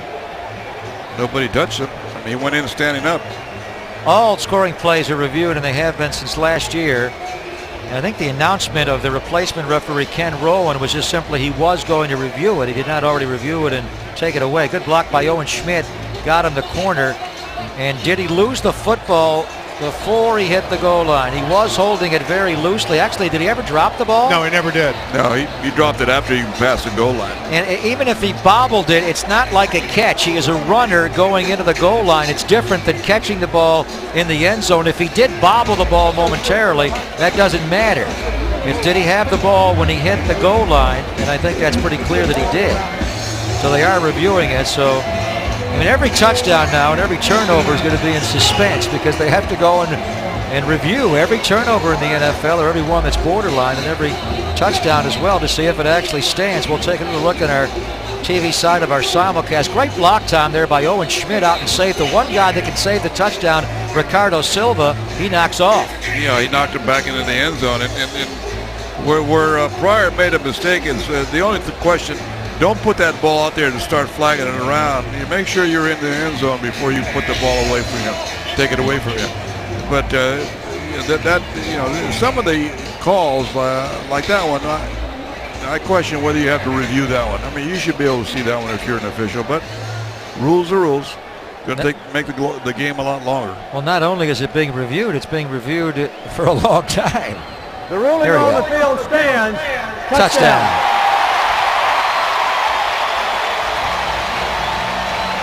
So Terrell Pryor with his most impressive flurry as a professional. Again, this is only his third preseason game. The guy did not play for about 20 months after the Sugar Bowl, his final year at Ohio State. Those two runs were very impressive. What an athlete. Dennis Allen was gushing about him to me before the game. What a tremendous talent he is. And if he can figure out the mechanics of playing quarterback, he could be a great one. He has uncommon skills of any player, Tom, certainly of any quarterback. Cam Newton and Michael Vick and Terrell Pryor's in that company. Touchdown, Terrell Pryor. The Raiders have the lead back, 17-13 with 30 seconds to go, third quarter on the Raiders Broadcasting Network.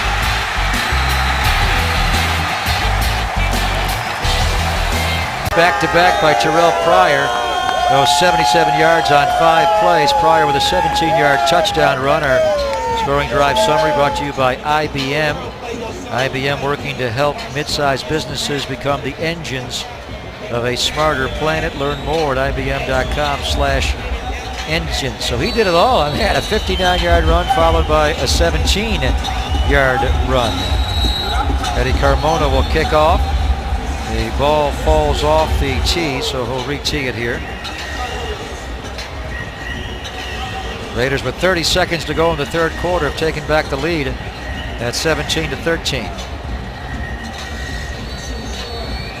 Carmona, strong leg as he proved on that 56-yard field goal off the dirt again in college at Harding. He made a 62-yarder. And this one will stay up for him, and he blasts away, and this will be taken by Hughes. It actually bounces by him, and that's a touchback. Very impressive kickoff. Can we go back and watch Terrell Pryor run again, boys? Boy, there's a touchdown. Yeah, there's the long run. The long run. Yeah. That almost was a touchdown. Yeah, it was Justin Miller who tripped him up where he would have scored. He lost the ball there. Here's the touchdown as he avoided a sack, Jim, by the blitzing linebacker. Yeah, great effort on his part. If you've ever seen this guy in person, you know what just a stud he is. He's a big, tall, good-looking, strong guy. You can easily see why he could break that tackle. Al Davis's final draft pick. He took him in the supplemental draft last August, giving up a future third-round pick this year, and he ran that 4.4 40. I'll figure let's give him a third. Here's a handoff up the middle to Joik Bell, and the Raiders back up defensive front, led by Travis Gaethels, now playing middle linebacker behind that D-line. Holds that down to little or no gain. And you got to feel good about Terrell Pryor. You know, he felt pretty down on himself the last two preseason games. Didn't feel he played very well. And, to come out and do what he did tonight, it makes him feel pretty good. I think a lot of people are supporting him as well. Sean Hill's not going to get a playoff here, as that is the final play of the third quarter. Did you know that gout can attack silently, even between flares? Gout may also lead to long-term consequences. So talk to your doctor and go to goutinfo.com. PreseasonFootball.com. Terrell Pryor with a gallop. Two of them back-to-back for a touchdown. 17-13 Raiders on the Raiders Broadcasting Network. We're on the sideline watching the second unit match up with Sean Hill and the Detroit Lions. It is the start of the fourth quarter. Score a touchdown with Geico. In just 15 minutes, you could save 15% or more on car insurance. Visit geico.com or call 1-800-947-AUTO today for your free rate quote. Sean Hill and Matthew Stafford left a little earlier than usual due to a left hand injury. Bubble screen back to Broyles. Is that a hold or a block? That's a hold on the other receiver, Tolliver. Tolliver's going to be called for a hold, which will negate the short gain that Broyles had. Terrence Tolliver was pretty blatantly holding out in space there. On the offense, number 82, 10-yard penalty. Repeat, second down. Yeah, we thought Terrell Pryor was fast. JT is next to a guy who was even faster. Greg, you're right. JT. Napoleon Kaufman was very fast. Tell us about your new role with the Silver and Black. Well, I'm excited. You know, I'm the team chaplain here, and I get a chance to serve these guys from a spiritual standpoint, they and their families, so it's just awesome. Happy to be back with the team, man. What do you think of Darren McFadden when you watch this guy run? I love him, man. He's a playmaker, very explosive, and he's just doing a great job out there, man. I'm just happy he's healthy and just having a great preseason. Greg, he's got a higher calling. Back to you. Napoleon Dynamite. I think he can still play. Suit him up. 26 can still run. There's an off-tackle run out of the shotgun. Flag comes in after the play was over here. What do they got? I think it was a late hit on number 35 for the Raiders. Shimdi Chekwa? Yep. See if our referee agrees. Ken Rowan, our replacement ref. Have a dead ball. Unnecessary roughness. Number 82 and 1. Yep, it's on them. After this is the goal line. Repeat, second down. Same guy who had the penalty on him. On the hold. Yeah. Terrence Tolliver. Also on that last play, Miles Burris made a real nice tackle. He just filled the hole, made a great tackle, got a little excited about it, jumped up and gave it a little big fist. All right, so it's 2nd and 14. Calvin Johnson, Megatron, with a very quiet preseason game tonight. He was targeted only a couple of times, caught one ball for 7. It should be third down though, Pop. It is third down and 22, James. Thank you. Sean Hill out of the shotgun as a slot formation left. Broyles, the slot receiver. Raiders are playing it loose, and now DVD comes up tighter. Iheanacho again pressuring. Hill will throw out left. Catch made by Wells, the tight end, and another flag is down in the offensive backfield. Austin Wells, the tight end on the check down. What's the flag for here? Probably holding, I would assume. On the Lions. Did they hold Iheanacho? Was he in the end zone? I don't know. Maybe not. If it's holding in the end zone, it's a safety. They got to turn it down anyway. Doesn't matter. They wouldn't force it to punt. Right. Holding. Number 71 in the offense. That penalty is declined. It's fourth down. That's Riley Reif, their number 1 draft pick, their first-round pick, number 23 overall, out of Iowa. Yeah, Iheanacho took an inside release on him, and he just grabbed a hold of him and took him down. It was a takedown. Well, Iheanacho really heats up the quarterback. That's Riley Reif. He got around a first-round draft pick, and Iheanacho was undrafted a couple of years ago to the Chargers. Brian McCann is back to return this punt, and this will be the incumbent Ryan Donahue trying to reclaim his job in their punting battle with Ben Graham. He's got a stronger leg. He forces the fair catch there by McCann after only a 35-yard punt. So a good drive start for Terrell Pryor and the Raiders. When we come back, what do you got for us next, Terrell? This is the Raiders Broadcasting Network. On their day off, some first and second year Raiders visited the Veterans Home of California in beautiful Yountville. The Silver and Black spent time with the veterans and shared some stories. Eddie Carmona there signing autographs. DeMarcus Van Dyke posing for pictures. A fun day for everyone involved, and another example of how the Raiders give back to the community, not only of the East Bay here in Alameda County and Contra Costa County, but up in the Napa Valley. Terrell Pryor, 1st and 10 Raiders on their 45. Manasseh Tonga, the lead blocking fullback, is in. He'll lead Mike Goodson. Good power run there, pushing the pack into Lion territory. Finally dropped him on the Lion 48-yard line. They've pushed that pile for about 7 yards. They did. They got him moving downfield pretty good, and Manasseh Tonga was able to, lead block into that hole, and they just drove that defensive line back. Looked like a scrum from the rugby field. Pretty much. I think the Lions are going to run their regular defense. I don't know where I got that from, but I think they're playing regular. The Raiders have outgained the Lions 374 yards to 184. This is a very good test and a most impressive performance. Goodson off the right side, first down Raiders. Off that outside zone, state play side, picks up the first down. The Lions, a lot of people are picking this team as a trendy choice if they can shore up the back end of their secondary time to maybe win the NFC, to win the NFC Central over Green Bay. And the Raiders have really outplayed them tonight. Well, the first, this is not, these guys here are not the guys that are going to be playing, but the Raiders' first team outplayed their first team, which was the impressive part. You're right. They outgained them 247 to 91 yards in the first half. There's Pryor back, throwing middle into coverage, and it is intercepted there. A nice takeaway by Alfonso Smith. And he gets a block, cuts back inside, reversing his field. Flag is down. Amari Spivey will try to block Goodson, and now finally Alfonso Smith goes out of bounds. Terrell Pryor threw that into somewhat coverage, although there was a battle for the ball, and Alfonso Smith won the battle. Now what's the flag for? Is that strictly on the return, or is that before Pryor threw the ball? Our referee knows all. Illegal hands to the face on the defense.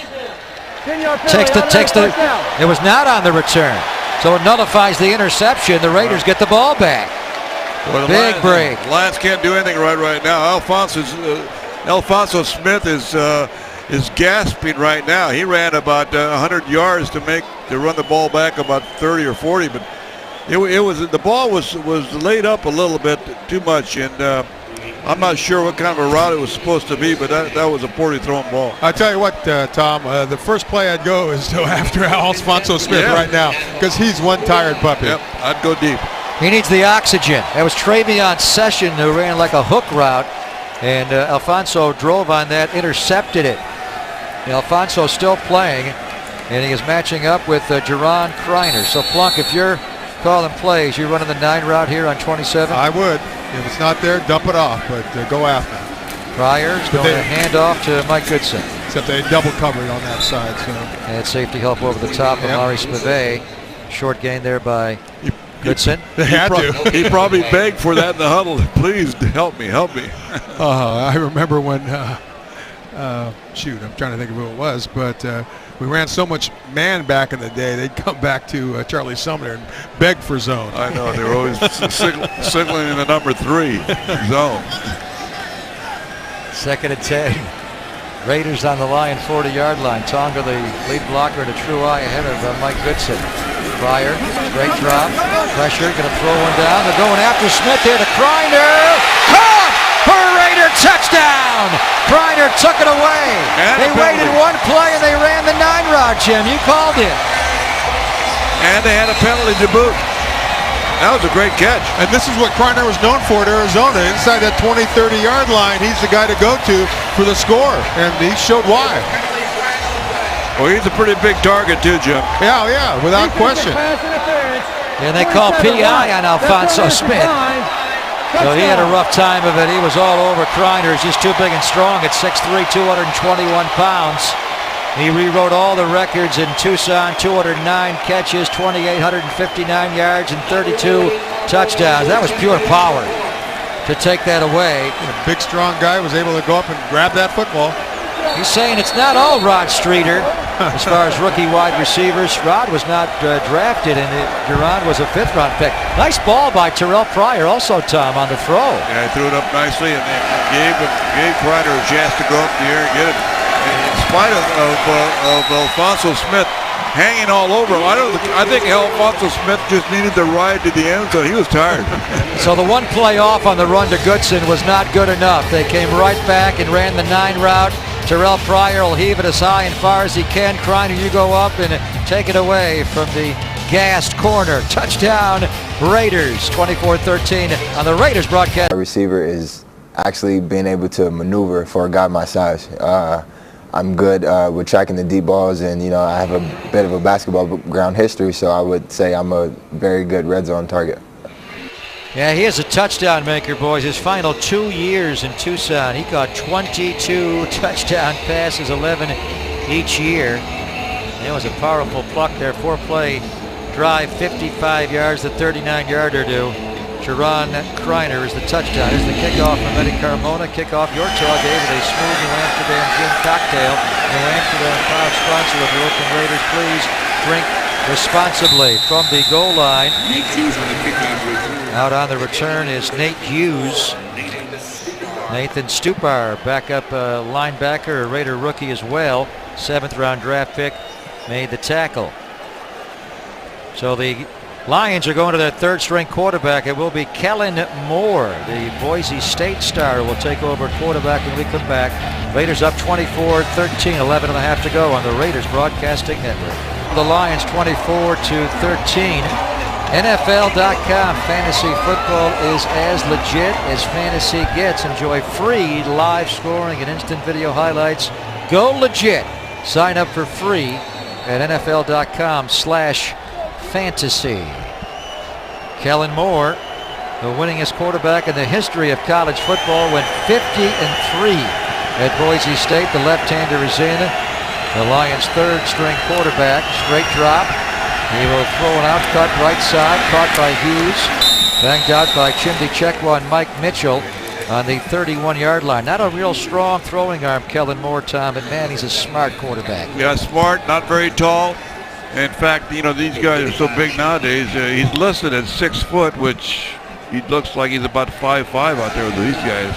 They're huge. But I tell you, the kid was a great player in college. 50-3, Jim. Yeah, 142 touchdown passes. Had a great career, over 14,000 plus yards, total offense and passing. Throws an outcut here, incomplete as the receiver Hughes, and he lobbies for the call. They'll get the most belated call there. I think they're going to call DeMarcus Van Dyke for a pass interference, but that was 4 seconds late. But you know, that's happened a lot lately with the substitute referees. You know, a lot of the flags are coming in extremely late. They're trying to make up their mind, decide on exactly what the call was and if I should call it or not, or if they should call it. Well, this lockout of the NFL officials, Dennis Allen, he may not be arguing the call, but just the tardiness of the call makes it look like the official changed his mind. Holding on the defense. Number 23. 5-yard penalty. Automatic first down. Not a pass interference. It's a hold on DVD, and then I'll give him an automatic first down.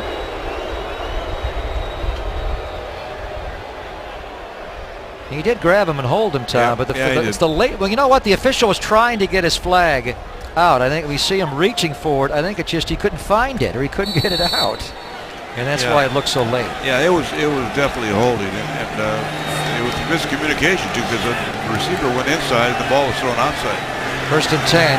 Lance Long, the former Chief, goes in motion. They give it to him on the end around. There's a block and not a flag on Edwards for a hold as he blocked effectively and apparently legally. Chimdi Chekwa.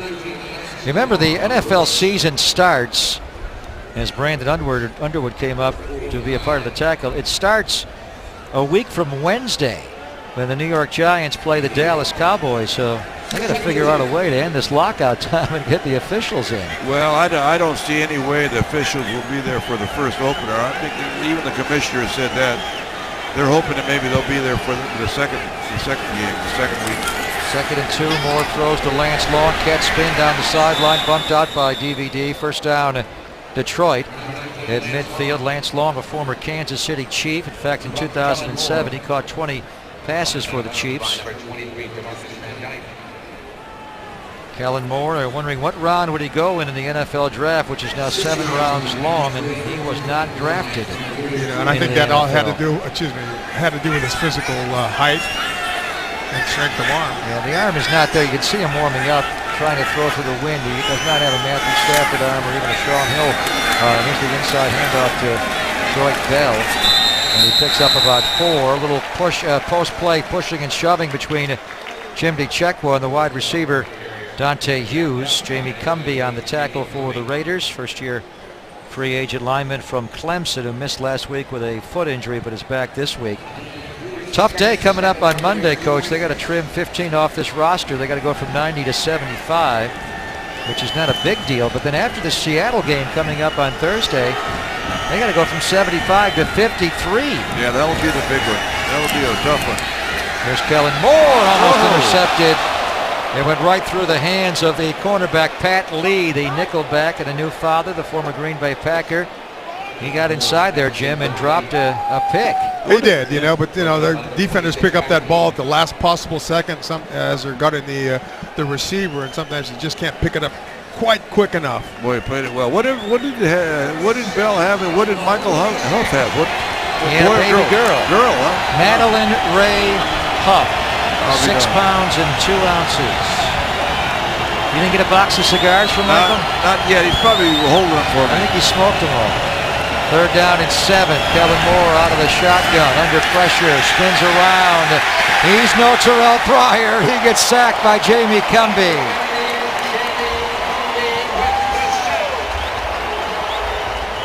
Nice push from the Raider backup defensive line there to sack Kellen Moore and force the Lion punt. You mentioned the cut down this Monday. Everybody's fighting for their job, playing as hard as they can, trying to make this team or at least be seen by other coaches around the league. Well, you got to think about these guys are playing hard right now. All the guys that are in the ball game, because they want to make this first cut. The next cut, if they get cut, they get a chance to be on the practice squad. Ryan Donahue hit that as high as the rim of the stadium. And we'll roll inside the 10. It'll roll to around the 8-yard line. An official threw his hat off, so somebody stepped out of bounds, but apparently no flag at all involved. So Raiders have one more preseason game coming up on Thursday in Seattle at Quest Field, and it all begins for real on Monday Night Football, September the 10th against the San Diego Chargers. The early season schedule, Tom, will be challenging before that bye week comes up in early October. It's home for San Diego, at Miami. Always tough to go there so early in the year with that suffocating heat and humidity. Then you got Roethlisberger and the Steelers coming in before you go see Peyton in Denver. Second half of the year, a great defense in Baltimore, the great offense of New Orleans. Going to be a very challenging schedule. Here's Pryor handing off to Goodson off the left side, and he'll pick up only a yard. Let's take a look at the rest of the Raider second half schedule. We'll go to Cincinnati right after Thanksgiving, Cleveland, Denver in. So you got 3 in a row there in December at home, and then you wind it up at Carolina, and great symmetry. The season starts with the Chargers at home, and it ends at San Diego on December the 3rd. Yeah, a lot of travel this year, Greg. A lot of long trips. Wow. You're not going to sit right behind me and kick me the whole way. I hope we do we get mileage on that? See, Plunk moved ahead of us on the Charger. How do you lobby for that? Second down handoff to Mike Goodson. Will back his way forward for a couple more. And the Raiders are going to travel more than any team in football this year, Jim. And I just say, thank goodness for Hawaiian Airlines. Absolutely. So we're going to go 28,692 miles this year. Wow. All the teams on the West Coast. Is there a common denominator there? I ask again, do we get mileage? Do we get credit for those miles? You are America's guest anyway, Coach. Do you really? Absolutely. Do you really need it? Now that you're a member of the Bay Area Sports Hall of Fame. And congratulations to you on that as well. Here's Terrell Pryor back. And a lob one to Kreiner, who dropped it. He's the one who caught the touchdown down the field on Alphonso Smith. Pryor laid that one in, Jim, and Kreiner just dropped it. Yeah, Kreiner should have caught that, turned up the field, and would have gotten the first down easily. Nice touch, and good mechanics in the pocket. Are we seeing Terrell Pryor get better and better before our eyes here with the footwork and delivering the football and the mechanics of the huddle? He's getting better, Coach. Yeah, he is. When he does the mechanics right, like that one. The mechanics were right. The ball was perfectly thrown. Nice touch. The whole thing. There's Shane Leckler from the goal line, punting it to Edwards high. Boy, what a punt and a fumble. He muffed it right out of the air. That punt was up so high, and the wind is beginning to swirl a little bit. Leckler hit that 48 yards, but it was up well over 4 seconds. He said he was rusty this week on the practice field. I think he's gotten the swing of it again, like riding a bike. Behind Terrell Pryor, the Raiders lead 24-13 on the Raiders Broadcasting Network. 4-13. I'm with the Swarco Raiders from Austria. Your name? My name is Florian Grein. My name is Mario Rina. You wrapped up your 17-year career as a running back. Now you're a coach. What was the experience like with the Raiders? It was really awesome. We had a really good time. We went to Napa and was visiting their camp, and now we're here watching the game on the sideline. It's awesome. It's really cool. Greg, they want to know if you've ever been to Innsbruck, Austria. Back to you. Touchdown, Swarco. Thanks. I'm working on that, JT. Kellen Moore, little bubble screen there to Edwards. And Jack Crawford got down the field to make the tackle for the Raiders, along with Christo Bilokiti. A couple of guys who are certainly like the guys that JT just talked to from Austria, from other lands. Christo is from Angola, and Jack Crawford was born in London. Cullen Moore, that ball got tipped or came out of his hand, Jim, a little sideways.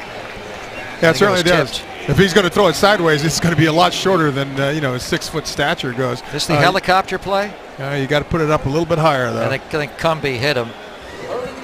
Kellen Moore, only 6 feet tall. That's the wrap on him. And Jamie Cumbie makes it tough, Tom. He's a big lineman at 6'6", 6'7".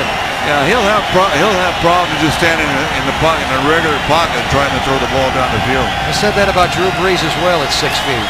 Here's Moore back. He does not have Brees' arm, though. Throws middle, and that'll be a first down on the coverage there of Chimdi Chekwa. We were talking about the Raiders truly are the world's team. Eddie Carmona's from Monterey. Jack is from London, born in London, England, moved to New Jersey as a high school sophomore to actually play basketball. Christo, born in Angola, also spent some time in France, Brazil, and Canada before attending college. Georgia State in the United States. Ed Wang, his parents were 1984 Chinese Olympians competing at the 84 Olympic Games in L.A. Al Saunders also born, like Jack Crawford, coach in London, England. Yeah. Jack, we didn't see him before he got injured. He had a foot injury, but he's a big guy with some athleticism. They got it again. The smallest quarterback getting picked on by Jamie Cumbie, who was having a tremendous second half here. He's made some plays. Well, Jamie Cumbie is one of those 6'6", 297-pound defensive linemen. Pretty active too. I mean, he's all over the field, and all the reports coming out of Napa was that he was having a decent camp for a free agent. Well, after Seymour Kelly and Desmond Bryant as your backup at D tackle, the Raiders are looking for a fourth guy, and it could be Cumbie. Here's Kellen Moore, almost intercepted by Pat Lee, as Moore overshot the slot receiver Jared Dillard down the field, and Pat Lee broke on that ball. That's two that he's kind of tried to backhand, Jim, that he's not been able to reel in. Yeah, but one thing I like about Kellen Moore is that, he makes his decision and he fires the football. There's no doubt about it. Obviously, he's got to make better decisions and better choices, but his mechanics are good. He gets the ball out there, but, he just has trouble seeing over the lineman. The Lions released their fourth-string quarterback this week, R.J. Archer, to make room for Kasim Osgood, the former Chargers special team star, more recently in Jacksonville. So if they keep three, Moore should be the guy. Backpedaling, and then he threw it away. And there was a back close enough to avoid the grounding there as Kellen Moore was backpedaling, and then threw in the vicinity of Stephon Green. Yeah, that was going to be a screen pass to the right, but the Raiders read it well, and the pass rush was in his face, and they all stood up. And must have looked like like Mount Olympia in front of him. Jamie Cumbie, it's Mount Cumbie. Mount Cumbie. Well, that's a new one. He had a good series, didn't he? Here's the punt again from Ryan Donahue, who was the Lions punter last year before he got hurt, and they brought in Ben Graham. Fair catch called for by McCann. Ball will land. Take a Raider roll. 20 rolling the other way. The Lions are letting it roll. They don't realize it's going the wrong way. Well, number 97 was letting it roll. Number 19 picked it up. Was that Jim Marshall, Tom? I don't know, but these guys, these guys are so young. It's not really funny because they're fighting for position, but they're young. They, defensive linemen, they don't know the rules. They should know the rules. They got all turned around. One of the greatest defensive linemen in pro football history, Jim Marshall, the Vikings, picked up a fumble at Candlestick years ago and ran the wrong way for a safety for the other team. Was it a Candlestick or was it at Kezar? I can't remember. Maybe it was Kezar. You're right, Jim. I'm too young to remember that. You were there. I'm not. You were there watching the game. Here's Terrell Pryor going to run the boot out right. Throws back middle. Open Kreiner. Flag! He's got it! And he's gone! Flag is down, but Kreiner's in the end zone. Touchdown, Raiders! Will it stand? Yeah, that's got to be a penalty on the defensive back for grabbing a hold of Kreiner as he was running that deep cross. And what a play by Terrell Pryor. Well, we know he can do that. He can throw on the run because that's what he did in college. This offense really suits his skills, Jim, as he faked the stretch going to the left, came back on a boot right, and on the run threw a deep middle shot to Kreiner. He threw it. It will stand. Touchdown. And he threw it perfectly. You know, give the credit to Terrell Pryor on that well-executed play. Good fake, got outside, read the field, looked down there, and saw Kreiner coming across the face of the defender and put it right on the money. What a great play by Terrell Pryor, and a great catch right there. Tapped his feet, and Kreiner takes it in. He's better when he gets out on the perimeter, Tom, when he has the dual threat of a run and throw, but he throws more accurately when he's out on the move. Well, that was a great example of the stretch play, you know, that wide stretch play, because the defensive end on the weak side came right down the line of scrimmage trying to make a tackle. Slant down. And so that's how he got outside. That's how Pryor got outside the pass rush. It is 30-13. Here's the PAT by Carmona. This second half has been the Terrell Pryor show. 2 touchdowns to Jerron Kreiner. Terrell Pryor has thrown for 137 yards and 2 touchdowns. Nice catch there by Kreiner, catching the bottom of the ball. But Pryor, after his tremendous long run and the touchdown run, he was excited. He got to the run down the field. Well, think about how much he has come in 2 preseason games, Tom. He was rough that first one out against Dallas. He has been superb tonight. Yeah, he has been. This is a real booster for his confidence. You know, as Jim mentioned when we were off the air a little while ago, he's not really a quarterback yet, and he's not.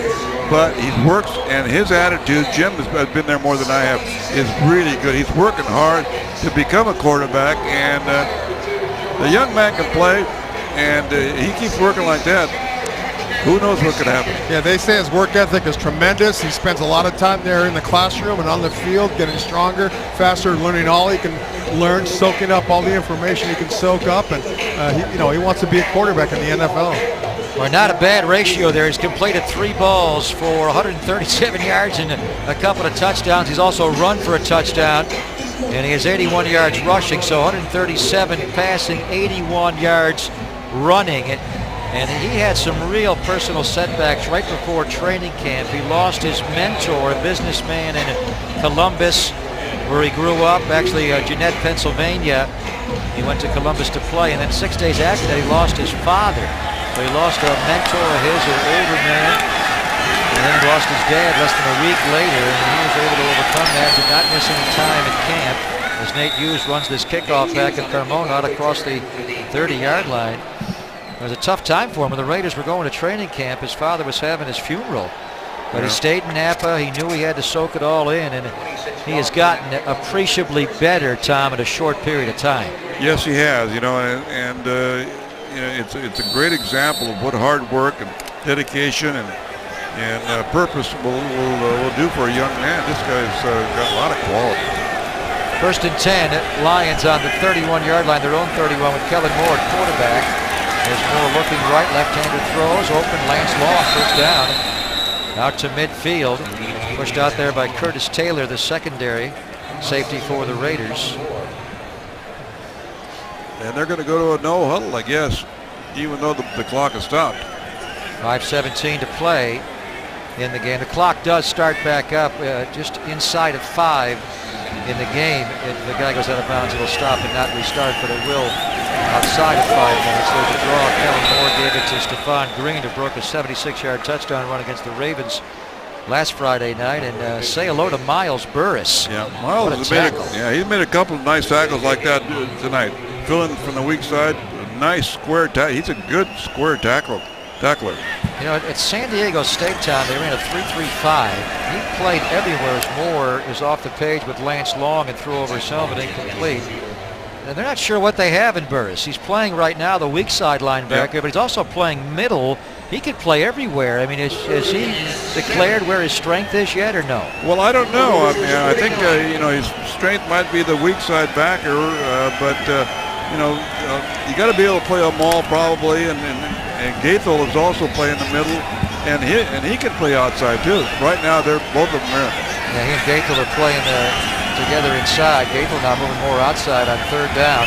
Kellen Moore will fire into coverage, broken up beautifully by Mike Mitchell. Mike Mitchell drove on the route there of the intended receiver, Patrick Edwards. Mike has improved in space, Jim, immensely. Always been a tough hitter, but he drove on that route to break it up there. It looks like they're going to go for it on fourth down right now. Nice play by Mitchell to arrive at the same time as the receiver, not get there early to be called for a PI. No, good job by Mike. There's no doubt about that. This is a new Mike. You like the new Mike? A year ago, he would have gotten the PI. 4th down and 7 for Kellen Moore with 4.5 to play out of the shotgun. 4-man pressure. Jack Crawford hits him, throws, catch, first down. Lance Long got grabbed around the neck and head by Curtis Taylor. But a first down there as Kellen Moore delivers on time, the former Boise State star. 4 minutes and 23 seconds to play in the game. Raiders up comfortably, 31-13. Going to likely get Dennis Allen, even though it's a preseason game. This third one's the most meaningful. His first win as a coach in the NFL.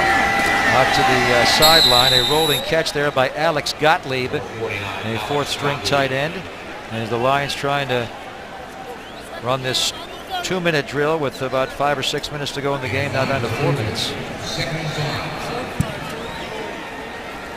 Travis Gaethel, if he can stay healthy, can be a solid contributor in this defense, although he has had injuries his first 2 years. 2nd and 5 for the Lions on the Raider 30-yard line. Kellen Moore out of the shotgun, slot left. Edwards singled up right. He's going to Edwards on Chekwa, flag down. Chekwa bumped him apparently. And it probably will not be a PI. It'll be a holding call on Chekwa. The official threw the flag before the ball was even in the air, very close to it being in the air.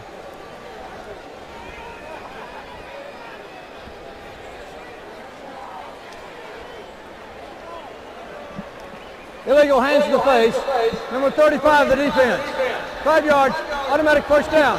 Call it on Chekwa, first down at Lions on the Raider 25-yard line. Wrangler 5-star premium denim jeans are made with a unique U-shaped construction. They don't cut into you like jeans with a V pattern.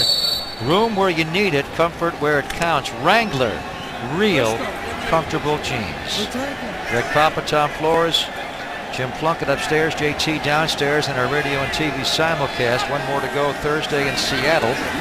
There's Moore throwing middle, a juggling catch by Green to back, wrapped up by Miles Burris, who angrily throws him down on the field. Nice tackle there by Miles Burris, looking fabulous on that play. Football's fabulous females are coming back, of course. We have seen them entertain these first 2 preseason games as Moore throws the outcut. Catch made by Lance Long. He's chased to the bounce by Pat Lee on the Raider 10-yard line.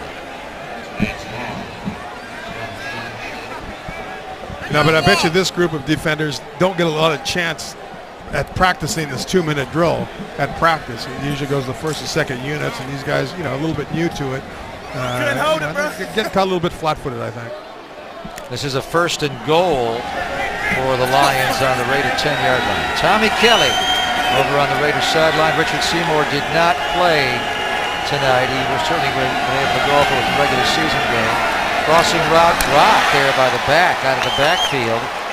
Stephon Green. Yes, they do have 2 43s if you're paying close attention at home. Justin Miller on defense and Stephon Green on offense. Was I talking about the Raiderettes earlier? I believe I was, and they're there. The 2013 Raiderette calendar is now on sale at all Raider image stores, or just go to Raiders.com. This 16-month calendar, because 12 would not be enough for the Raiderette. 16-month calendar is a great gift for that Raider fan in your life. Get yours today. Here's a throw and a catch and a touchdown for the Lions right on the goal line to Alex Gottlieb. As Kellen Moore ran him right down the field quickly, and I think he wants a 2-point conversion here. Or they're going to bring the kicker out. Well, it was a nice job by Kellen Moore. I mean, he's got a lot of poise in the pocket. You can tell that he's just played a lot of football and obviously a lot of great winning football, and probably done it all. The 2-minute drill, any kind of drill you want, he's done it all. He's the winningest quarterback in the history of college football. Yeah. Amazing accomplishment. He went 50-3. He's saying, we're not going to go for 2? Well, we did that after every touchdown. Here's the point after is made there by Derek Dimke to make it 31-20. Well, the second half stars, I think you've got certainly Terrell Pryor is a star, and Jerron Kreiner would be the other star. Two very different catches. Jump ball here, he takes away from Alphonso Smith, and then out in space on the stretch left, roll right, he makes a tremendous block of a ball in the middle of the field. Tremendous job by Kreiner there on both plays. Not only is Rod Streeter having a great rookie preseason, so is Kreiner. So Kreiner, 2 catches on those 2 plays for 115 yards and 2 touchdowns, and on both plays there was a penalty on Alphonso Smith. So not only did he catch 2 touchdowns, Tom, he was being interfered with on both. Yeah, and these 2 young rookies it's a good thing that they have stepped up in preseason, because they're going to have to be counted on during the regular season. Right now with Denarius Moore not being able to play much or at all in that opener, and right now Jacoby Ford is doubtful for that opener too. So these young guys have stepped up in preseason. They're going to have to continue right through the season. Now, talking to Dennis Allen before the game, he is hopeful that Denarius Moore will make opening night. In fact, there's a possibility Moore may even play Thursday in Seattle, as that hamstring injury is. Everybody is up for the Raiders here as they're going to pooch it over the top. DeAndre Muhammad could have let that go out of bounds when he was scared, because it's a live ball. He did the right thing. Yep. It looked like it would have rolled out of bounds. It would have gone to the 40-yard line. Actually the 45 with the new 35-yard, but he's decided to grab it and go take it out, kind of a live grenade there. But Jacoby Ford may make opening night. I think he's a little behind Denarius Moore, but they're hopeful Moore will make opening night against San Diego. Dennis Allen, who coaches the entire football team, not happy with the Raiders, how the Raiders handled that pooch kick there, and he's letting special teams coordinator Steve Hoffman know about it. 1st and 10. On the Raider 12-yard line. Hand off to Lanye Miller, his first carry tonight after getting 15 carries in each of the first 2 preseason games.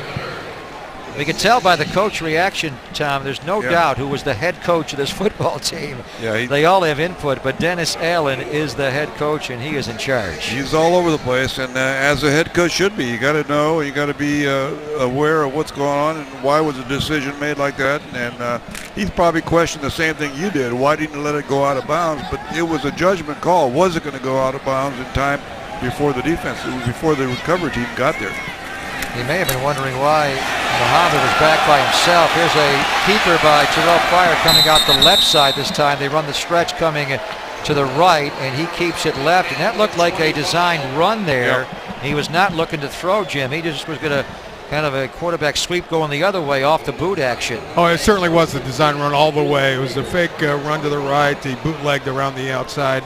The defense wants the ball back. They're selling out all the way, and there was no backside support by that defensive end. Yeah, they didn't even have a receiver out on a pass route, so that was you're right. That was run all the way. 1st and 10, Raiders on their own 25 with 2:40 to play in the game. Pryor handoff to Lanye Miller coming left. Big back will pick up a yard or 2. But Terrell Pryor has got to be really happy with his performance tonight. He was not happy with the game against Dallas and played better against Arizona, but still not up to his standards. But well, he has looked really good tonight. They don't even have to run a play here unless Detroit calls a timeout. They can let it go all the way down to the 2 minutes. That's perfect, Tom, because that gives me time. We've reached the 2-minute warning to get prepared for anything to happen. Celebrate football's biggest moments with Crown Royal. But please drink responsibly. Terrell Pryor will keep him in that huddle, and that'll take us to the 2-minute warning here. 2 minutes to play in the game. The Raiders appear on their way. Raiders 31 and the Lions 20 with exactly 2 minutes to go. And Dennis Allen will have his first win on the NFL sidelines. This is the Raiders Broadcasting Network. To our guy Tom Flores, the 2-time Super Bowl winning head coach of the Raiders, inducted this offseason into the Bay Area Sports Hall of Fame this past March. And there's Tom with Barb and Plunk with Jerry. How was his speech, Jim? He do a good job? He did a wonderful job. I hear you were pretty good as well. I was. No, I'm just kidding. It's not hard. It's not hard to introduce Coach Flores of all the accomplishments he's had here in the Bay Area. Not hard at all. Give me the 20-second Cliff notes on what you said when you brought him up. Oh, speaking of Cliff, no, I'm not going to Cliff say Branch? that. You're going deep to Branch again?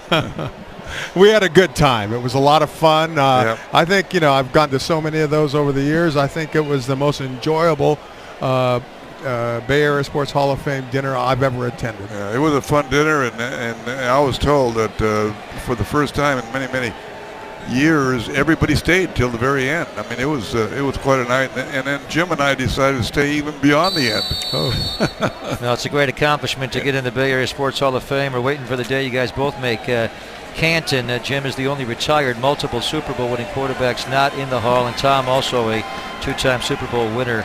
Say hi to Kyle Newhall Caballero out of Gilbert, Arizona. He will quarterback the Raiders here. We'll let him throw the ball with just a couple of handoffs. Lonnie Miller on the stretch run right. Greg Knapp wanted to get him in last week in Arizona when the Raiders went to nearby to his hometown.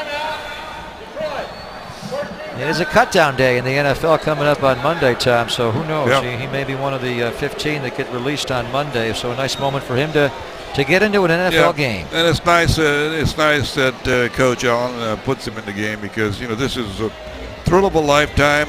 He had very little chance of making this team, but he got the experience of training camp, and now he's getting the experience of playing in an actual game, and who knows what can happen.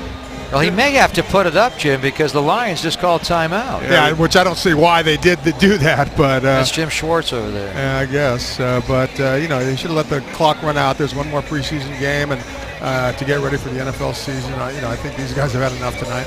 If he's going to call one coach, he's going to call them all, right? He wants the ball back. Yeah, probably so. Yeah, maybe he's trying to take it out on the Hard Bowl with us.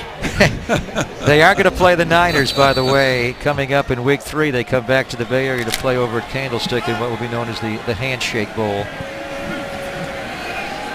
Now it's second down here, and they've got 2 more timeouts to utilize. Newhall Caballero hands off to Lonnie Miller off the left side, breaks the tackle, comes back inside. And he's shy of the first down, and Jim Schwartz is going to call the timeout here. Well, it is fourth down coming up. Now it is fourth down, yeah. Timeout. 30-second timeout. So he will force the punt. Crowd not happy. They're sensing what's going on here. And usually at this stage, although they're working on something here, so he wants to get the ball back. And although he has Kellen Moore in the game, there's something he wants to look at. One of the things they have to decide is, even though they released the 4th quarterback, Archer, this week, do they keep 3? It's conceivable they could just keep 2 quarterbacks on the roster and keep Stafford, who also got hurt a little bit today. There's a left-hand injury with Stafford, and then Sean Hill. So they got to figure out if they want to even keep 3 this year, Tom. Yeah, that's true. But I would not. I would never go with just 2. I don't think I would ever go with just 2. You got to have, in today's marketplace with 53 guys on your roster, you should have 3. Especially with your quarterback who has had injury past. And he got whacked. You see the wrap on his left hand. He got hurt on his left hand. His left leg gets one more punt. And a fair catch called for by Edwards on the 25-yard line. So we'll see what Jim Schwartz wanted to do on calling these 2 timeouts to force the punt. He wants the ball back with 1:41 to go to want a little more of Kellen Moore. He's also going to leave Riley Reif out there. Matthew Stafford had a tremendous season last year. Raiders over 500 yards of offense. Wow, 518 yards of offense to 212 against one of the best offenses in football. Matthew Stafford last year over 5,000 yards passing and 41 touchdowns. One of the greatest quarterbacking years you'll ever see. Moore back, throws. Cumbie again, intercepted. Bill O'Keefe, I think, got it before it hit the ground. So Jamie Cumbie took the game over here, almost spying, it looks like, Kellen Moore, Tom, right in the middle there. I think he blocked 3 of his passes. This one he blocked up in the air, and it was intercepted. I think that's one of those things, and I was going to mention it, I didn't, but sometimes these things come to bite you when you're calling timeout when it's you probably should be running the clock out. Cumbie with the block. Bill O'Keefe will dive in there. Nice hands by Bill O'Keefe to intercept it. Now, is there any way the Raiders go for the end zone here, Tom? Absolutely. Let's go. Go for it. After he called 2 timeouts, are you going for the end zone here? Go for it. Or if you don't get in the end zone, call a timeout and kick a field goal. You would do that. No, I wouldn't do that. I can't tell. Look what you they're Hall doing. of Famer, you. This is what I would do right here. They're going to take the victory play. Absolutely. Is Coach Schwartz going to call a timeout after this play? No, I don't think so. So that'll be it. The Raiders and Dennis Allen will get his first victory as a head coach in the National Football League. And the more you're around this guy, Tom, the more you are immensely impressed. I know about the detail and the focus, but this guy, he just acts like he's done this before. He is so well thought out and well prepared. I think this is going to be one of the best game managing head coaches the Raiders have had in many, many years. Very calm in how he does it. I'm sure the insides are going up and down, but he's calm and very well poised with his team, and they will reflect his personality in time. All right, so a kneel down there. Congratulations to Dennis Allen. Big night for Terrell Pryor. Well, you look on this game, Tom, and Jim, and Carson Palmer, the first-team offense played really well in the first half. The injury to Leinart opened it up for Terrell Pryor to do some amazing things in the second half. Yeah, it certainly did. He got a chance to show what he could actually do out there. He was disappointed in his first two performances of the preseason, but he's certainly shown tonight. So one more preseason game to go on Thursday in Seattle, and it all begins for real 2 weeks and 2 days from tonight. 7:30 kick. Get here early, though. Everybody has to go through the metal detectors to get here against San Diego, so get here an hour early and get those Raider image gifts, those cool gifts. Jim Schwartz and Dennis Allen meet at midfield. Congratulations to Coach Allen, Tom. I remember your first victory was against Tom Landry, wasn't it, in the preseason? Yeah, that was quite a thrill. That was back in the All-Star, in the Hall of Fame game. Remember that, Blunt? I was there. Yeah. I even got in the game. My God. Absolutely. Well, I felt he sorry said for you guys are Hall of Famers, one way or the other. All right, Coach and I are going on radio for a final thought. JT will bring it home over on the TV side. No Megatron tonight. He didn't do a whole lot. The Raiders held him down, and they beat the Lions 31-20. Hope you had fun tonight. We did. We'll talk to you Thursday on the Raiders Broadcasting Network.